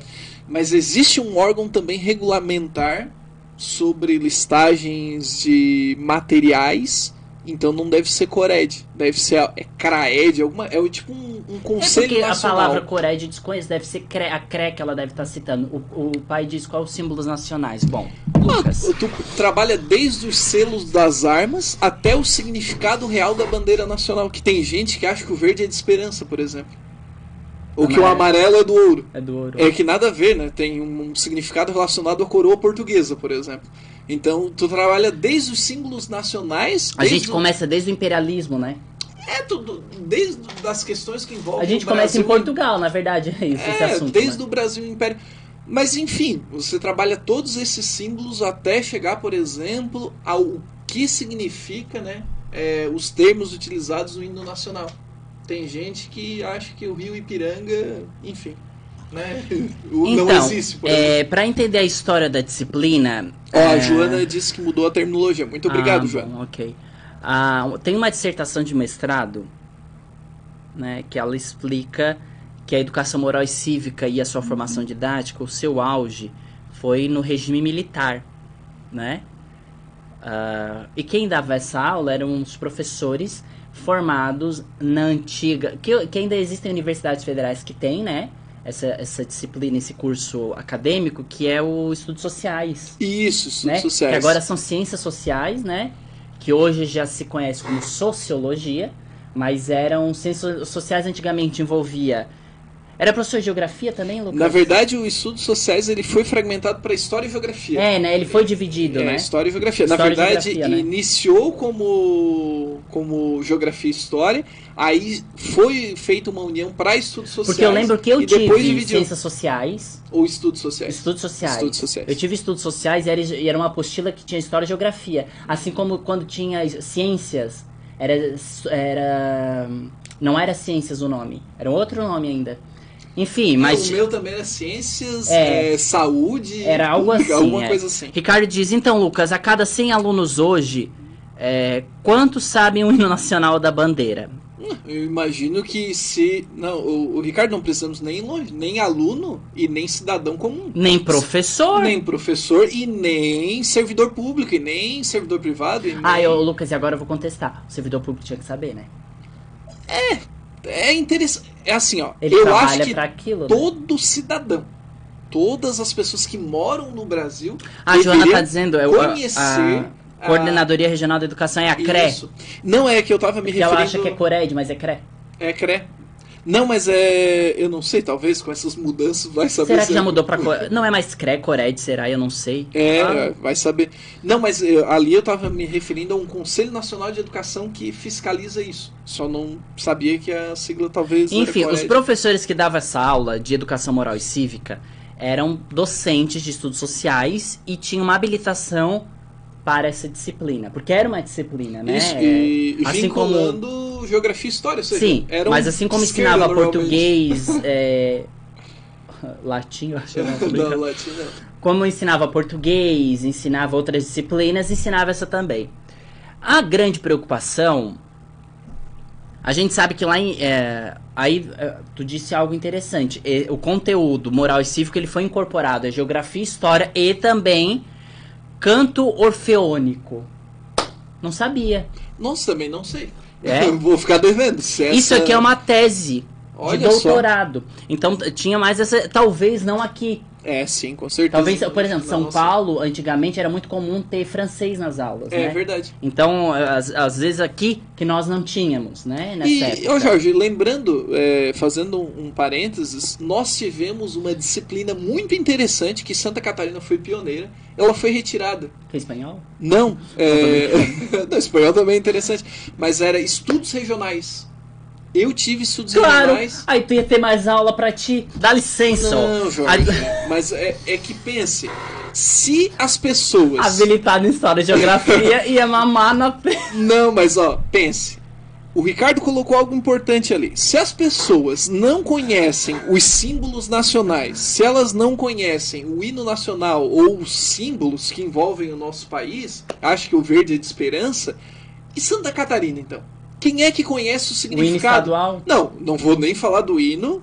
O hino do estado. É tranquilo. Agora, eu gostaria de falar sobre os símbolos de Santa Catarina. É desconhecido ainda, né? Então, assim, Jorge... E nas escolas eu não vejo Então, muito. estudos regionais, tem gente que não faz ideia que Santa Catarina tem 295 municípios. Vai dizer que a capital de Santa Catarina é Laguna. Eu acho interessante também. Tem gente que vai dizer, Jorge. E tem gente, eu não estou falando daquela pessoa que não teve oportunidade de ter estudos, de conhecimento. Estou falando de pessoas formadas muitas vezes. Então, Lucas, na década... Vamos voltar aqui. Voltando às décadas. Década de 70, o que aconteceu? A reforma do ensino. Isso, uma grande reforma. Na reforma do ensino, entre 7 e 14 anos era obrigado a ter essa disciplina. Depois, de 1980, aí a gente cheguei na Constituição de 88, que aí foi... não foi feito mais menção, e o Itamar Franco revogou o decreto-lei de 69, né? Só que alguns... Pois é, Lucas. Deixa eu ver o que o pai comentou aqui, Lucas. Pois é, Lucas, mas de quem é culpa disso? A classe médica. Eu entendo o que o pai quer dizer aqui. Não, ele tá sendo irônico. Só que no final das contas, a gente deve lembrar, o Ricardo, que quem define os parâmetros curriculares normalmente não são os professores. Não sou eu, não vai ser o Jorge e não será por comoção popular. Normalmente as disciplinas, elas estão muito mais ligadas a regimes e concepções de educação que são vinculadas ao MEC. Ou seja, basicamente quem revogou foi o Itamar Franco. Tá, eu vou dizer né? Ou seja, os parâmetros estão colocando a todo momento que os símbolos e esse contexto de desenvolver a educação para entender a história do nosso país, ela está ficando um pouquinho de lado. E o estudante também não tem muito interesse. Não podemos lembrar, né, aliás, não podemos deixar de lembrar que a educação não se faz só pelo repasse do professor ao estudante. O estudante simplesmente não quer. Lucas, eu vou dizer de um caso real, né, lá em Minas Gerais.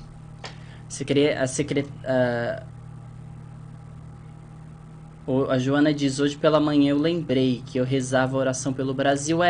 Tem escolas que ao invés de cantar o hino, existe uma oração. E várias escolas, hein? Tradicionais de Criciúma, hein? Vamos contar o quê? Umas 4? Tranquilo, hein?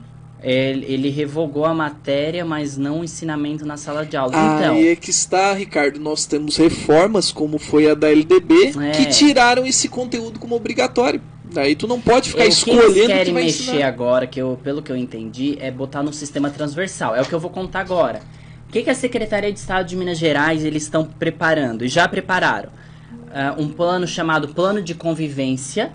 Certo. Né? E colocaram dentro do PPP, o Projeto Político Pedagógico da Escola, né? O que vai guiar a escola. E nesse ano, eles fizeram um questionário, encaminhando para todas as escolas da rede, para fazer uma avaliação dentro das escolas. Por quê? Eles iam fazer um diagnóstico para entender a relação do convívio entre alunos, professores...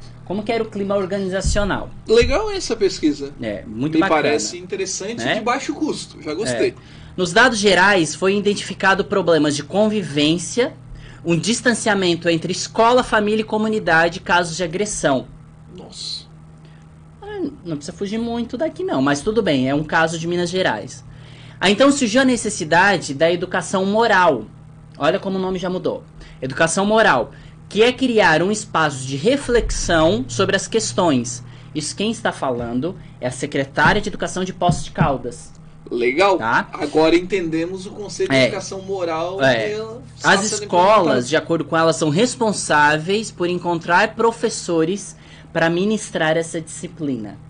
Então, provavelmente, vão procurar os professores de geografia, de história, ou os próprios professores de sociologia...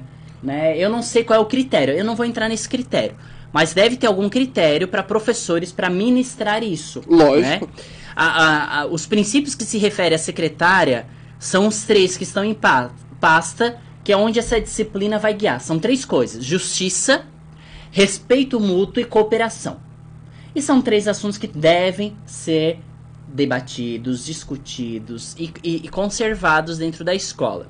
Outra preocupação da Secretaria do Estado de Minas Gerais, né? Estamos falando de Minas Gerais. É fugir de um modelo rígido ligado a esse ensino militar... não é militar, é moral e cívico. Moral e cívico. Na época da ditadura. É porque as pessoas estão achando que ter um ensino moral e cívico significa ensinar a ditadura ou ir a favor da ditadura. Não. Mas a secretaria já está trazendo essa proposta. Isso. De que eles querem fugir daquele modelo rígido. Eles querem tomar um cuidado. O que eles querem fazer? Abre aspas. Espaço de diálogo. Isso aí eles já estão fazendo. Por isso que eu estou citando. Sim. Espaço de diálogo. Reflexão de situações próximas. Realidade, né? Como que está a moralidade, né? Como que são os cidadãos da minha região? Como que eu posso me tornar aquele famoso cidadão de bem, né? De fato, né? Socialmente, moralmente aceito. De acordo com a Flávia, que é a secretária, os professores já receberam a formação, olha só. E agora o projeto já está na Câmara Municipal de Poços de Caldas para que seja transformado em projeto de lei. Legal, Lucas, eu achei isso muito bacana. Existe um debate entre incluir uma disciplina com carga horária específica ou apenas ter como um parâmetro orientador, curricular, né? Trabalhar de maneira transversal em várias disciplinas. Jorge, minha concepção sobre incluir muitas disciplinas é uma dificuldade gigantesca, né? Porque eu acho que atrapalha um pouquinho. Então, quando tu inclui muitas disciplinas, fica com 15, 16 disciplinas, me parece que fica um inchaço e é muito mais fácil trabalhar ou com conceitos ou com parâmetros curriculares. Por exemplo, quando nós falamos desse caso de Minas Gerais que você citou, me parece muito bem constituído, né? Ou seja, houve uma pesquisa, um diagnóstico, a partir do diagnóstico houve ali uma proposta, né, e uma seleção para os profissionais que vão trabalhar com esse tema, né? Assim como educação ao trânsito, por exemplo, né? Assim como a educação financeira que a gente vai falar já já. Isso, que muito me interessa. Porque nas redes militares, os professores são respeitados e nunca ameaçados. Isso quem fala é o Richard Strauss.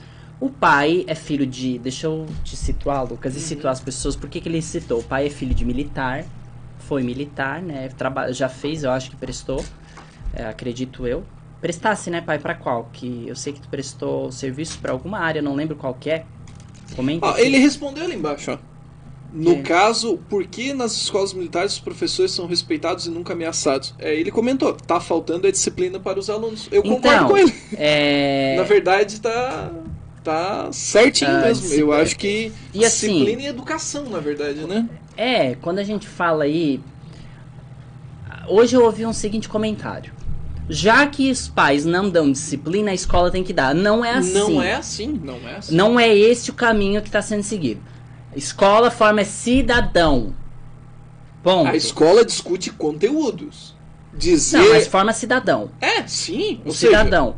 Mas é dentro de casa que se educa, né? Com certeza. Mas é claro, alguns preceitos são importantes. Por quê? O que é formar um cidadão? É como que ele vai viver na sociedade. Claro. Então, isso aí aprende dentro de casa? Não, não é. Não é apenas dentro de casa. Dentro de casa, você aprende algumas coisas. Mas é lá dentro da escola, nessa disciplina. E eu não estou dizendo aqui que a disciplina moral e cívica, ela deve... Até porque a Secretaria da Educação de Minas Gerais não usa esse nome. Usa outra nomenclatura. Até mesmo porque a educação moralista, ela não tá para criar pessoas moralistas. Ela tá para ensinar como que é o comportamento social. Isso, para entender um pouquinho mais a sociedade. E as pessoas têm que entender que a vida em sociedade é moralista. E é difícil, e é com diversidade. Não adianta você dizer, não, eu vou ver na sociedade formar a moral, meu bem. Não dá. Não dá. Você tem que respeitar regras, você tem que saber que quando você for trabalhar, você tem hora pra chegar, hora pra comer, hora pra sair, hora pra tudo. Sim. Agora, vai viver a vida como quer, não é vivendo muito na sociedade. Então vai ser artista, né? Artista que aí não depende, vai fazer outra coisa. Mas pra viver em sociedade como um cidadão comum... Tem regras. Tem regras. A Sabrina, primeiro eu tenho que te mandar um abraço e um beijo, minha amiga. Ela respondeu o comentário do pai. Das escolas militares? Muito vai dos pais também. Legal. Hoje não querem responsabilidade. Ouço muitas amigas falarem, as amigas delas são professoras, né? Amigas falarem que estão cansadas com essa pandemia, em que ir atrás para ajudar seus filhos, em ter que ir atrás para ajudar seus filhos. Daí eu pergunto, a culpa é do professor, da direção, pais sem noção que ao invés de buscar o melhor e ajudar seus filhos, sendo que no momento depende quase que 100% dos pais, pois se não buscarem um conteúdo não irão chegar em sua casa. Os pais já estão ensinando seus filhos e de certa forma criticar professores e achar culpados. É achar culpado, sabe o que ela quis dizer, né? Ao invés de cobrar da criança e fazer com que ela tenha responsabilidade e cumpra regras. Uma coisa eu vou ter que deixar muito claro desse comentário da Sabrina. esses pais sem noção que ela se refere são esses pais que não tiveram essa disciplina. Ou que tiveram e fizeram como a maior parte dos alunos faz, não leva a sério. Então, assim, Jorge, ó, A Luana dos Santos, depende da área que o artista trabalha. Com certeza, a Luana é extremamente disciplinada. Deixa eu mandar um abraço. Eu tô falando aqui... Deixa eu mandar um abraço. A Luana ontem fez uma live ensinando algumas técnicas de desenho e a Luana é extremamente disciplinada. Ela não é uma artista como Luana, você é uma artista não alienada. Bem-vinda então à sociedade. Não, é que na verdade, quando o Jorge... É porque eu quis dizer artista, é porque os artistas são aqueles que quebram os paradigmas, que são contra, que eles não usam preceitos morais pra levar a sua vida. Não tem horário, né? Não tem horário, não tem regra, não é uma vida regrada como o cidadão comum que tem que levantar às 6h30 da manhã e dormir meia-noite todo dia e tem que pegar 2, 3 ônibus. É outro universo. Mas depende do artista mesmo. No meu tem gente aí que também é artista, que olha... Tu é um artista às avessas, né? Eu sou um artista... Enfim, mas isso que a Sabrina comentou... É muito bom, muito bom. Tem coisas aí que eu vou discordar. Eu não. Eu concordo quase em totalidade. Sabrina, tu sabe que eu sou teu amigo, mas eu vou discordar algumas coisas. Porque tu sabe que eu não concordo contigo em tudo. Na faculdade a gente não concordava com tudo. A gente já brigava um monte. A gente já discutia, a Sabrina me conhece, como é meu jeito. Os pais... Desculpa, vou ser muito sincero. A responsabilidade de ensinar o filho não é dos pais, meu bem. É do Estado. A responsabilidade... Tá na lei. A responsabilidade de ensinar não é. Por que o pai manda o filho pra escola, então? Só que, Jorge, aí nós temos um momento especial, porque os pais também, em sua maioria, eles não querem perder o ano letivo. Os estudantes não querem ser atrasados. A Sabrina até riu. Então, os pais eles não querem perceber que os estudantes, os seus filhos, vão ter um ano perdido. Então, me parece um cenário colaborativo. Realmente, concordo, é constitucional a escola, ela tem um papel fundamental. A Sabrina falou que aceita, as opiniões são para serem respeitadas. Ela é fantástica. Realmente, um abraço para ela. Só não concordo contigo. Eu concordo, tá, Sabrina? Mas me refiro ao momento. Sim, eu entendi que tu quis trazer nessa questão de momento, que o pai tem que sentar com o filho, em relação à pandemia. Sim, eu compreendo super isso. Só que, de novo, é culpa do Estado ainda. A gente não pode culpar o pai. Não pode culpar o pai. Porque quem não tá dando suporte de ensino é o Estado. Isso é verdade. O Estado tem sido falho desde o início. Olha, é como foi falado. Em vários momentos, durante as festas populares, durante o carnaval, o pessoal quer isolar esse caso, mas não tem como. Já se noticiava casos, né, da pandemia, ou seja, ainda era considerado uma epidemia, né? Aí a gente não vai discutir qual é a diferença de um para outro. Mas enfim, já existiam casos bem específicos, não só na China, mas já no Japão, no continente europeu, e aqui nós estávamos a todo vapor.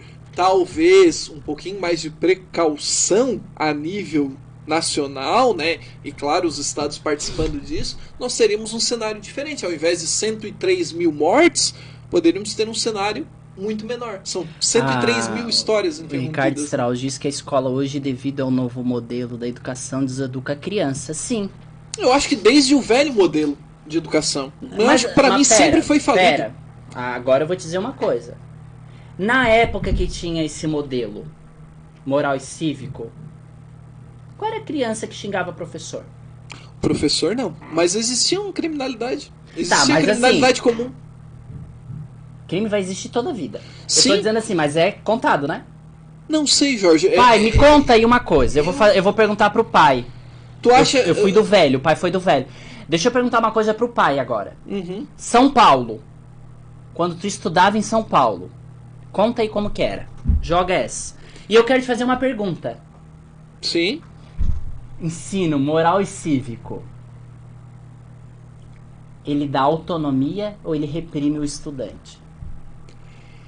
Como era praticado antigamente, pela literatura, reprimido. Eu acho que, na verdade, não trabalhava de fato o título da disciplina. né? Os parâmetros me pareciam bem difusos, bem confusos. Já li e não considero útil. Agora, da maneira como a Secretaria de Estado de Minas Gerais está propondo, me parece muito útil. Agora, Jorge, outra pergunta.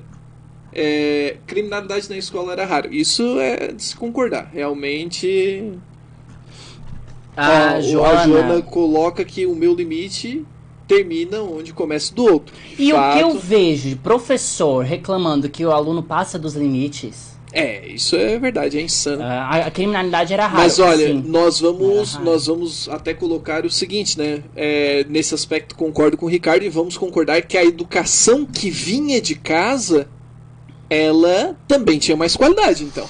Ou seja, o cuidado que os pais e a proximidade que os pais tinham fazia jus. Ou seja, o aluno chegava na escola preparado, obedecendo regras. Mas são pessoas que sabem a tabuada. Vou ser bem direto. São pessoas que decoraram a tabuada e sabem até hoje. Jorge, é o que eu falo. Tem muitas pessoas, e inclusive professores defendem isso. Não, que a educação na década de 80, década de 90, nos anos 2000... Não funcionava. Não, era muito mais forte do que agora. Não era, não. Não era, não. Eu, particularmente, eu era um ótimo estudante. Mas eu era um copiador de Barça. Hoje eu tenho alunos, os poucos que são fantásticos, eles são sobre fantásticos, ou seja, são muito fantásticos. Porque eles já têm linguagem de programação, eles já têm, enfim, oportunidade de estudar coisas que não pertencem à escola. Hoje, a escola é a ponta do iceberg. Todo conhecimento que está disponível gratuitamente na internet, pode tornar um estudante... Eu não sou tão velha, a Sabrina falando. Será que não é, Sabrina? Não tô brincando. Sei. Eu também discordo desse negócio aí de não é tão velha. Mas meu pai não me batia, só me olhava. Mas se faltasse com respeito e se a nota fosse baixa, a culpa era minha, não do professor. Deixa eu só ler agora. Eu já vou comentar isso aí, Sabrina, o pai. Estudei em Caetano, de Campos, no centro de São... Escuta a história. Tô lendo aqui, legal. Estudei no Caetano de Campos, no centro de São Paulo. Nunca tive problema. Nunca vi ninguém usando drogas e se chamava professor de senhor e senhora. Quando alguém era chamado na direção, ficava nervoso. Hoje ninguém tá aí pra nada. Isso é verdade. Isso aí se perdeu, Lucas. Jorge, tem algo que, assim, ó, eu já vi direção fazendo isso.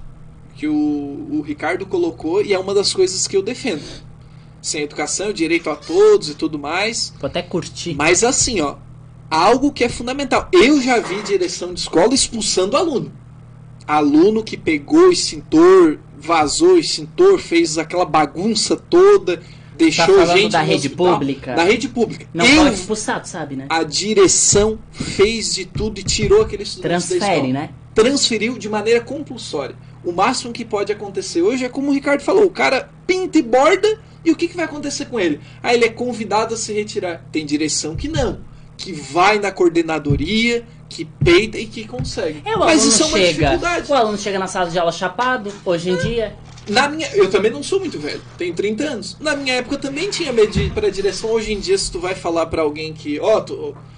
fulano, silêncio aí que eu quero lecionar, que eu quero dar aula... Senão tu vai pra direção. Ele, é bem melhor ir pra direção. Se eu for chamada a atenção no meu trabalho, eu já fico nervoso. Eu fico nervoso. Sim, nós ficamos nervosos. Mas isso aí é esse ponto que eu queria chegar. Será que não tem como... Nesse aspecto eu e o Ricardo concordamos. Pela primeira vez na televisão. Porque o pai foi bonzinho contigo.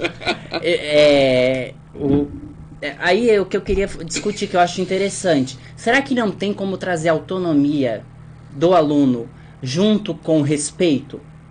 Porque parece que a autonomia e o respeito não vêm juntas. Não. Parece que aquele aluno que tem autonomia, que tem aquele desenvolvimento de múltiplas linguagens, né? De múltiplas inteligências, é aquele aluno que desrespeita regras, é aquele aluno que faz o que dá na telha, só que, não, ele é altamente inteligente. Mas eu acredito que tem que ser criado um planejamento, talvez dentro da moralidade, não sei, a gente não tá aqui para criar regras, mas dentro desse assunto, mas que a autonomia do aluno, que a inteligência dele, em questão tecnológica, como tu bem disse, Sim. né, desenvolvimento cognitivo dele cresça na mesma medida em questão moral. Não em falso moralismo. Gente, não estou falando em falso moralismo. Não estou falando em ensinar aluno que ele tem que ser de direita, muito de esquerda. Ele que vai decidir. Eu estou dizendo em questão de respeito, base. Isso, base. Mínimo. Que ele tem que respeitar leis. Claro, normas, regras, isso existe, né? Jorge, e é importante lembrar que também hoje, né, nós levantamos a discussão, hoje não, durante essa semana a discussão no Instagram sobre uma outra disciplina, né, além da educação moral e cívica, que na minha opinião vai ressurgir ali, vai estar junto com outras disciplinas, né, vai estar ali fazendo parte do nosso currículo. Nós também temos a possibilidade de algo que, na minha opinião, tu vai descrever aqui para os nossos ouvintes, mas é fundamental para qualquer cidadão, não importa a idade. O quê? Que é a educação financeira. O que tu tem para dizer para nós sobre a educação financeira? Tá, vamos lá, vamos mudar um pouquinho. Se você tem mais algum comentário, quer discutir sobre ainda o sistema moral e cívico, pode ficar à vontade. Eu botei, até eu trouxe opiniões diferentes, eu coloquei tanto no meu Face como no Instagram da rádio, o que as pessoas achavam, né, da educação financeira como exigência no ensino básico. O que o Henrique Munhoz disse? Na minha escola em Criciúma tinha muitos alunos educados, mas tinha muitos alunos rebeldes. Na realidade, o aluno rebelde, gente, vai existir sempre. A diferença é que o aluno rebelde, antigamente, ele sabia até onde ele podia chegar. O aluno rebelde, ele tinha medo para ir para a direção, por exemplo, né? A rebeldia antigamente é muito diferente da rebeldia de hoje. A rebeldia de hoje me parece o cara que matar o professor. Ou mata a aula e não faz nada. Eu sou o rebeldão, eu durmo em sala de aula. Lucas, São Paulo, Rio de Janeiro, mata o professor, espancam. Matam diretores. Lembram daquele caso em Suzano? O cara é um ex-aluno, mas ele era daquela escola. Ele voltou para matar os próprios colegas, ex-alunos, alunos, diretores, coordenadores. O cara fez uma limpa lá. Enfim, a educação financeira. Eu coloquei lá no Instagram e no Face o que as pessoas achavam. Eu recebi um retorno que concorda, que é interessante. Até qual foi a tua opinião mesmo que tu disse? Na minha opinião, sim. Tu usou uma palavra, mas eu não lembro agora. E no Facebook, Lucas, foi o oposto. O pessoal crê que não devemos ter educação financeira. Ouvi as seguintes expressões: lixo. Nossa. Eu vou ler aqui. Olha, Jorge, confesso que eu estou pasmo, porque... Sério? Bom, agora saiu. Né, eu tenho uma história bem legal, assim, vinculada à economia, finanças, eu gosto bastante da área. Eu gosto muito de instruir algumas pessoas para o básico, né? Eu vou citar um exemplo bem... O pai é fogo, né? Dariam dar aula no Morro do Rio. Não. Cara, aí eu tenho que falar uma coisa pro Ricardo. Eu tenho um colega que ele dá aula em um morro. É morro pacificado? Tem que ver, né? Não sei se é. Agora eu não lembro, tem um nome diferente, não é um dos mais populares. E ele fala que ele não se incomoda tanto assim como falam. Mas ele é de lá? Ele é de lá. É diferente, ele tá perguntando nós que estamos acostumados aqui, né? É outra realidade. Aí tem que ver, né? Aí tem que ver. Tem que ver. Lucas, já não ia... Não, dependendo da situação, eu não vou nem em outro município, quanto mais no Rio de Janeiro. Tem que ver, né? Se estivesse morando lá... Por que tu não faz uma permutação pro estado do Rio, né? Porque eu gosto de morar aqui. Vai pra lá, vai dar aula no morro. Vai dar aula no morro pra te ver como é necessário o sistema moral e cívico. Mas tudo bem. Vamos falar de educação financeira, gente, que a gente tá... Daqui a pouco estoura o tempo. Tá, o que Muitas que pessoas no Facebook disseram que era um lixo desnecessário. Bem assim as palavras, lembrei. Lixo desnecessário e não concordo. Desnecessário? Uma grande maioria. Lucas, de verdade. Olha, que decepção. E no Instagram, os comentários foram opostos, tá? Olha só. Eu não sei se o público do Face e do Instagram são diferentes. Eu acho que é o mesmo, só mudando a rede social, né? Não sei, mas tivemos aí... sabe por quê, Lucas? Quem cuida da escola dos muros é o próprio Justamente, concordo contigo, Ricardo. O pai tá falando em conhecimento de causa, tá? Não, e o relato do meu colega é isso mesmo. Ele falou que a escola que ele trabalha é totalmente pacífica, porque na realidade depende da milícia. E a polícia também não se atreve a intervir. Então, o próprio criminalismo... Esse meu colega joga cricket, inclusive. Olha só. Ai, que informação. Bem aleatório. Não, é porque eles desenvolvem um projeto de cricket na escola. Tá. Gratuitamente, muito legal. Interessante. O próprio tráfico, gente, ele tem mais respeito que a própria polícia, olha só. Não, é uma questão do abandono público, né? Mas tá. Louco. Vamos lá, o projeto de lei, vamos falar no projeto de lei que é respeito à educação financeira. Sim. Projeto de lei 3.145 desse ano, ele torna obrigatória a inclusão da educação financeira no tema transversal. A gente viu como o tema transversal tá vindo com tudo? Muita coisa tá vindo pro... Não é para uma disciplina, é para todas, pra né? Tudo, no currículo no ensino infantil, olha, fundamental, médio. O texto em tramitação na Câmara de Deputados insere dispositivos na lei, na LDB, né, na Lei Diretriz e Base da Educação. E a educação, deixa eu ver aqui, o autor da proposta é o deputado do PSL. Olha. O Loester. É Loester, será que se diz? Loester Trutz. Uhum. A educação financeira possibilita, o que ele diz, né? A educação financeira possibilita mais condições para a tomada de decisões de forma consciente e fundamentada, devendo ser vista pelo Brasil como um dos pilares fundamentais do crescimento e amadurecimento econômico e financeiro da população e do país. Bela proposta do deputado com sobrenome muito alemão ali do PSL, né? Truster, né? E eu acho o seguinte, Jorge, nós devemos lembrar de alguns aspectos, né? O povo brasileiro, ao longo da história, se provou pouco educado para trabalhar com o próprio dinheiro. Onde eu quero chegar? Por que existe o FGTS? O FGTS não existe... É uma poupança forçada, né? É uma poupança forçada. E hoje, inclusive, tem um rendimento, poucas pessoas sabem disso, mas tem um rendimento que é o dobro da poupança comum. Enquanto a poupança comum vai render em um ano 1,44%, o FGTS, por lei, é uma reserva que vai te render no mínimo 3%. Então, tirar o dinheiro do FGTS para colocar na poupança, por exemplo, hoje em dia, é algo totalmente desnecessário. E se você não estiver precisando desse dinheiro, lá é uma reserva mais garantida e rentável. Isso eu estou falando com propriedade de causa, né? Bom, outro detalhe importante. Por que existe o FGTS? Existe porque o trabalhador, quando fica desempregado, muitas vezes não se organiza e aquilo é um dinheiro que vai cair na sua conta para ele se estabelecer durante algum tempo.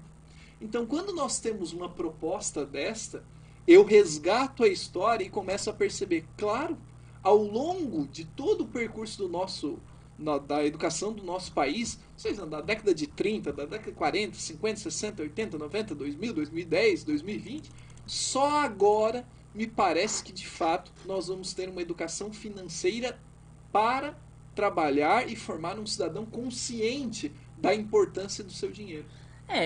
Eu entendo, pelo que eu entendi até agora, até eu quero entender mais desse assunto, porque ele parece ser muito bonito. Às vezes tem propostas que parecem muito bonitas, mas a gente tem que ver o porquê, né? A gente tem que ver o que está por trás. Eu acredito que a educação financeira ela é muito importante, né? E isso é algo que vem desde o berço, né? Talvez como meus pais, eles usam como é a educação financeira dos meus pais, provavelmente vai ser a minha, né? A gente segue esse ciclo. Então, quando a gente estuda na escola, por exemplo, a educação financeira, talvez me dê essa autonomia, né?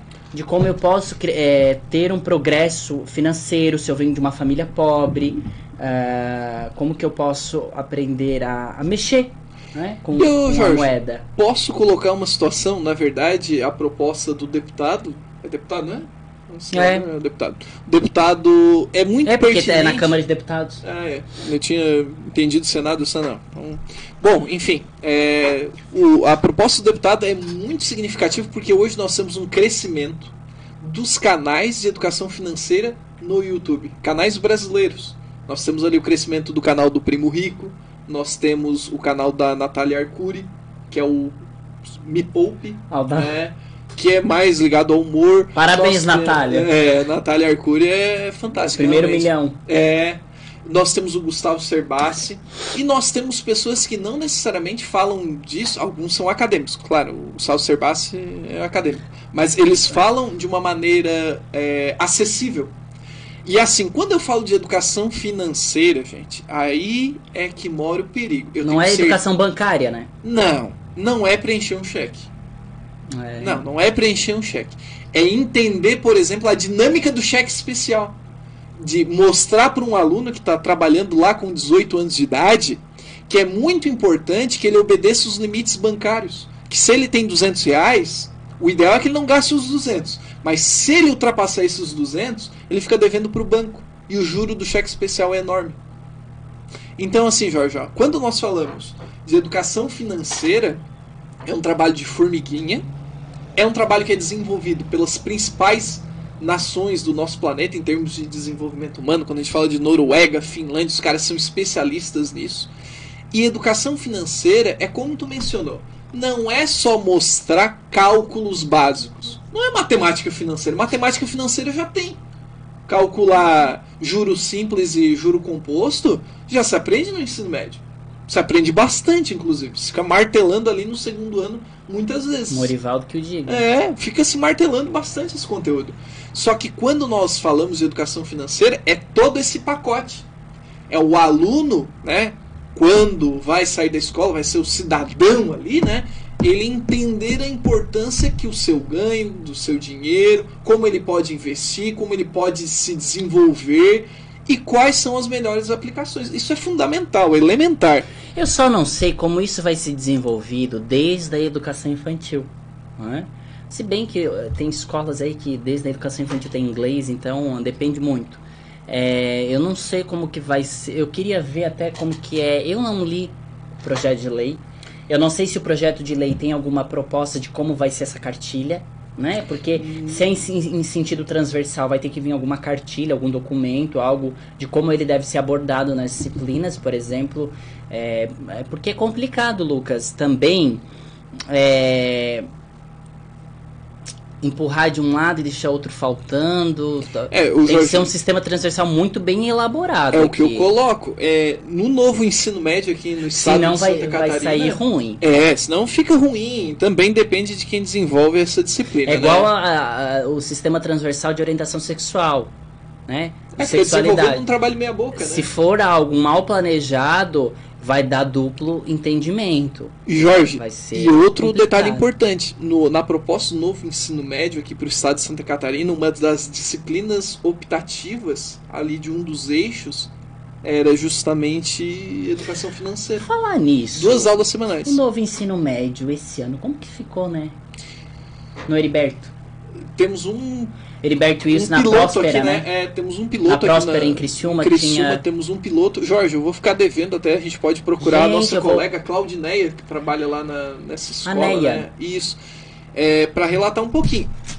Eu acho que não ficou sendo aplicado, só que à distância. Não sei se as novas disciplinas que estão sendo tratadas... Eu participei. Eu acho que deve estar um cenário bem difícil. Não sei se lá no Colegião fizeram, mas lá no Barão, em Uruçanga, trouxeram a Carla, que é a Carla da CRE, para explicar um novo modelo do ensino médio. Eu não sei se no início desse ano, na semana pedagógica, foi alguém da CRE explicar sobre o novo... Não, Jorge, não. Okay. Na realidade não. Foi esse ano lá, Carla. Um abraço para Carla. Muito bem explicado, de verdade. Eu tô rindo, sabe por quê? Por quê? Muitas novidades, muitas mudanças? Gente, me diz quem é que entendeu isso, o novo ensino médio. Eu não estava lá, não entendi. Não Lucas, entendeu também? Muito complicado? De verdade. Não, eu vou ser bem realista. Pode ser que eu esteja sendo muito burro, ou que eu não estou absorvendo. Pode ser. Então né? Porque se eu não entendi é porque... Muita ignorância da minha parte, mas assim... Fica muito perdido ainda. O que eu vejo pelos parâmetros curriculares ligados à BNCC... Eu não tô falando nem de disciplinas. Eu tô dizendo que o aluno pode escolher o que não pode. A ideia do itinerário ficou confusa, né? Ficou aberta e confusa. Até eu tava vendo que colocaram no meio em linguagens Libras como optativa. Isso. E agora eu tava lendo... eu não comentei contigo, eu acho.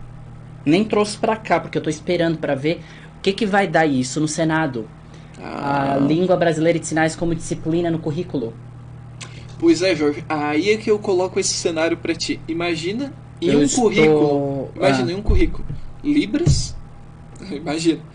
O currículo que já existe. No ensino fundamental, 9 disciplinas. Mais Libras, mais educação moral e cívica, mais educação financeira. Cada um com um espacinho. A gente vai ter 33 horas de aula por dia, né? É muita aula, hein? Pra ganhar bem tem que ser isso. É complicado. O que eu quero dizer assim, porque o moral e cívico não é disciplina. Mas E educação financeira não vai ser disciplina, são ensinos transversais.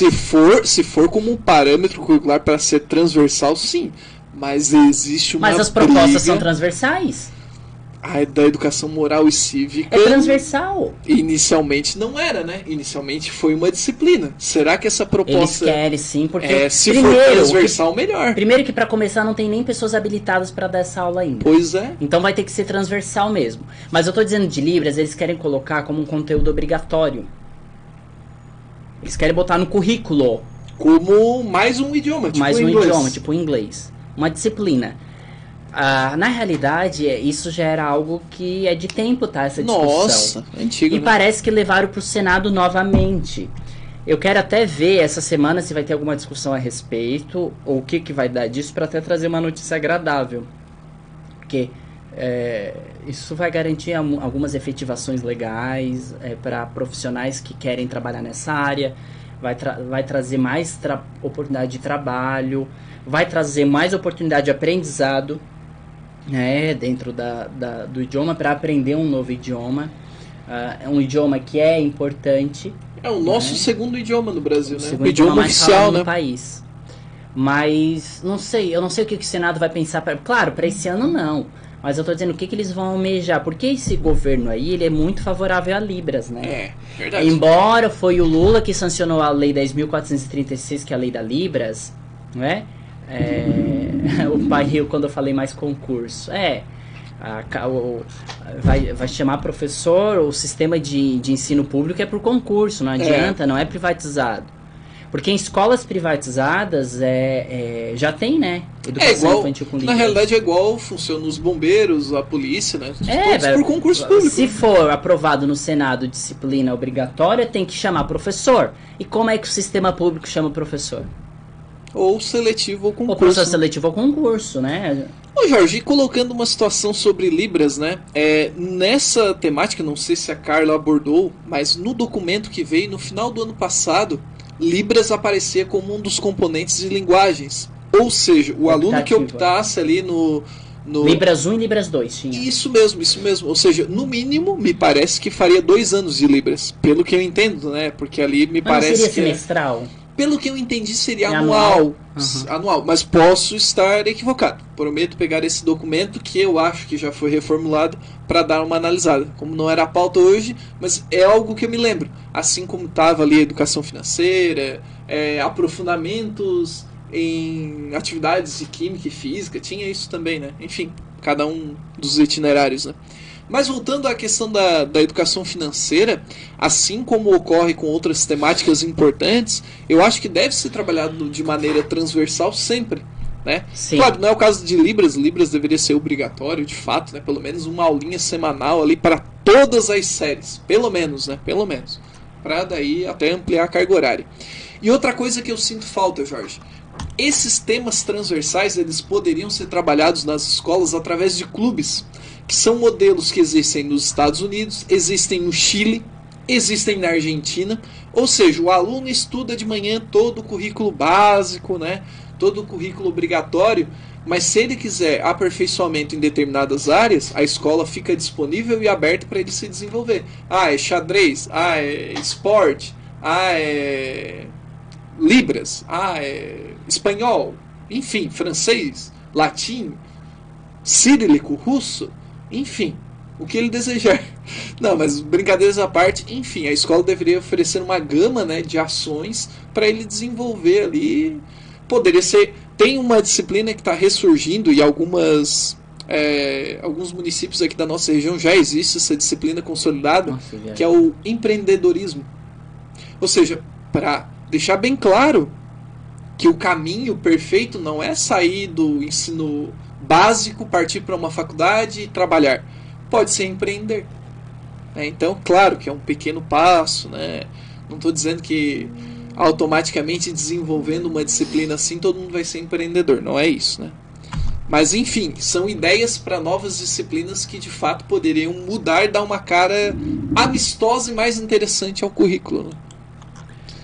Lucas, eu fico muito desapontado com isso, porque assim, a gente vê um ensino médio inovador, Sim. né? Às vezes nem almoço tem direito. Pois é, Jorge, é nesse aspecto que eu sinto muito pela educação. O ensino médio inovador, aquele dia que eles foram fazer aquela atividade que eles tinham que fazer à tarde, aquele dia não tinha almoço pra eles, tu comprou. Sim, sim. Tu foi lá, comprou almoço pros alunos pra ainda foi a Salete que fez o almoço? Isso foi, eu contei com a ajuda ali da... Não, foi da Tina. Da Tina. A Tina, uma amada, ela fez ainda, o Lucas foi no mercado, comprou os alimentos e a Tina fez ainda o almoço para os alunos, porque não veio dinheiro do Estado, não tinha dinheiro aqui. Então aí, Lucas, é muito bonito ver um projeto assim.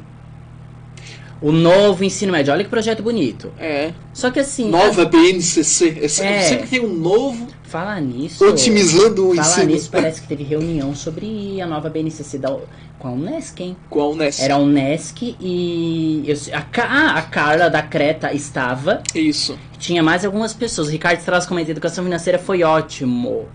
Foi ótima amarra do Lula e Dilma. Foi ótima amarra... O que ele quer dizer com ótima amarra? Na época... Ah, não existiu de fato, né? Não, tá dizendo que na época... Eu tô muito lerdo hoje, eu tô bem... Não, é porque eu acho que o corretor atuou ali. Mas é que, na verdade, na Unesco nós temos uma discussão bem forte sobre a BNCC, né, Jorge? Então a Unesco, ela tá assumindo uma vanguarda, né? Nessa discussão da BNCC. Tá assumindo uma posição, eu acho, né? E... Não imagino qual seja a posição de fato, mas é com certeza uma posição crítica, né? A BNCC e a CRE tá ali trabalhando de fato para tentar desenvolver o novo ensino médio aqui na nossa região. Eles vão vir com a criticidade freiriana. Eu não sei nem se é com a criticidade freiriana, eu acho que é com a criticidade... Sim, política. E assim, a gente não pode esquecer que a BNCC, ela vem desde a época da Dilma. Então ela é apartidária. Ela foi indo, foi desenvolvendo, e agora caiu no colo do... Eu quero ver quem é o professor que conhece a BNCC, que coloca lá no... Eu não vou entrar nesse assunto, eu acho. As competências e habilidades, né? Umas os mudanças... professores nem conhecem, gente. Mas, Jorge, e tu lembra do período que foi desenvolvida a BNCC? A BNCC foi uma consulta popular, só que foi uma consulta popular feita às avessas, né? Lucas, consulta popular é igual reunião de condomínio, tá tudo definido, mas é só a votação para dizer que... É igual quando o prefeito, os vereadores fazem aquela reunião pública, como se chama? Audiência pública. Já participei de algumas. Eu participei de uma sobre o plano diretor de Criciúma, na época eu estava desenvolvendo... O que adiantou? O meu... Não, para mim não adiantou nada, tinha 4 pessoas. Né? Então eles fazem, aí parece reunião pública, tava lotado, né? Não, tinha 500 pessoas. É igual reunião de paz. Vamos dizer, infelizmente, a população deveria participar, criticar, enfim, né? Propor, tem claro. Tem medo, né? Tem medo. Eu duvido quem é que vai lá encarar a Unesc lá, eu duvido. As opiniões vão estar atreladas a determinados grupos, né? Mas, Jorge, além da educação financeira, nós tínhamos... o pai vai, eu sei que o pai vai, mas o resto...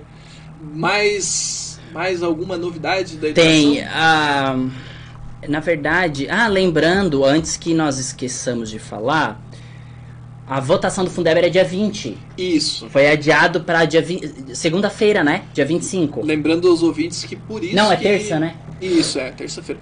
Lembrando os ouvintes que por isso que nós não tocamos no Não, assunto, não. Né? Eu nem trouxe, porque assim, o texto, na realidade, é assim, o texto, ele já foi aprovado em julho pela Câmara. Isso. E agora ele tem que ser, pela Câmara de Deputados, agora tem que ser analisado pelos senadores. Isso. Então, o presidente do Senado, que é o Davi Alcolumbre, isso, que é do DEM, do partido DEM, ele cancelou a sessão, que era quinta-feira, e marcou para terça, dia 25. Que aí vai ser discutida a PEC, né? A proposta de emenda à Constituição, e o Fundo de Desenvolvimento da Educação, né? A Câmara, primeiro turno lá, lembra que na Câmara teve a votação de 499 a favor ao Fundeb e 7 contra. O segundo turno mudou. Foram 492 a favor e 6 contra. Na verdade Que tivemos mudança, abstinências. Hã? Abstinências, eu nem coloque abstenção. Abstinência, o cara nem foi. Não, Não é abstenção, é abstinência. Ficou só pro primeiro turno. Não quero participar. Não é nenhuma abstenção, uma é coisa que abstinência. pra gente encerrar, falta 3 minutinhos pra gente encerrar, eu tenho que falar aqui, Lucas, deixa eu procurar aqui, é da live que vai ter, eu prometi que eu ia anunciar. É verdade, agora os recados paroquiais da rádio Deixa eu pegar aqui. Cocá 87.9 vai ter uma FM. live, gente, de... Deixa eu pegar aqui. Sertanejo? Deixa eu pegar aqui. Eu espero que seja uma live muito boa, porque a preparação está sendo feita com muito cuidado, sabe? Sim. Lembrando que a nossa rádio ela conta com diversos programas ao longo do dia, sempre tocando música de qualidade, né, Jorge? Dia 12 de setembro, a partir das 17h30, ocorrerá a live show Festaneja, no canal do YouTube do Gabriel Lin Cantor. Essa live tem como objetivo arrecadar cestas básicas e alimentos para os músicos, cantores locais que estão passando por dificuldades por conta da pandemia.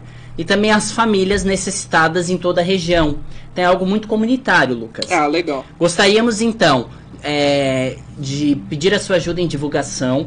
Vai lá no Instagram da rádio ou no Instagram da Gisele Lima, que é aqui do programa Amanhecer Sertanejo, que ela já está sempre divulgando. Essa live vai ser, lembra, 12 de setembro às 17h30, no canal do YouTube Gabriel Lin Cantor. Participa lá com a gente, compartilha, e a divulgação é imprescindível, porque é algo voluntário, para uma ajuda, né? Sempre lembrando, né, Jorge? Não tem ganho aí, nós né? estamos em uma rádio comunitária, né? Então nós devemos sim apoiar os locais, né? Ou seja, prestigie o seu amigo, né, cara? Incentive aí, dando uma... Pensa, os cantores locais, Lucas. Os artistas locais. Eles não tem mais barzinho, não tem mais, né, os locais com aglomerações. Nem festa clandestina tem mais? Ainda bem, festa clandestina não pode. Tem muita gente morrendo aí. Mas de fato, né, Jorge, é uma boa oportunidade para ajudar os colegas locais. E aquela coisa, né, Jorge? Sempre que eu olho, né, sempre que eu vejo uma aluna, uma amiga, um colega fazendo um story que está desenvolvendo algo de maquiagem, sim, algo que envolve um trabalho, gente, não custa nada dar aquela curtida, não custa nada, dar uma compartilhada, dizer que legal, é isso aí mesmo, desenvolve sua atividade, apoia, se inscreve. Eu sou testemunha disso, porque muita gente me apoiou. No final das contas, o meu sonho, né, o meu objetivo era conseguir um canal no YouTube e tal, que tivesse, sei lá, 1 mil inscritos. Passamos de 1.000. Lá pra 2021, lembra que eu te falava? Até 2021, quem sabe, né? Lá no final do ano de 2021. Antes de 2021. Agora chegamos, né? E eu agradeço a todo mundo. E lembrando que esse programa, lembrando que é a nossa 10ª edição, nós agradecemos muito a todos que estão nos acompanhando.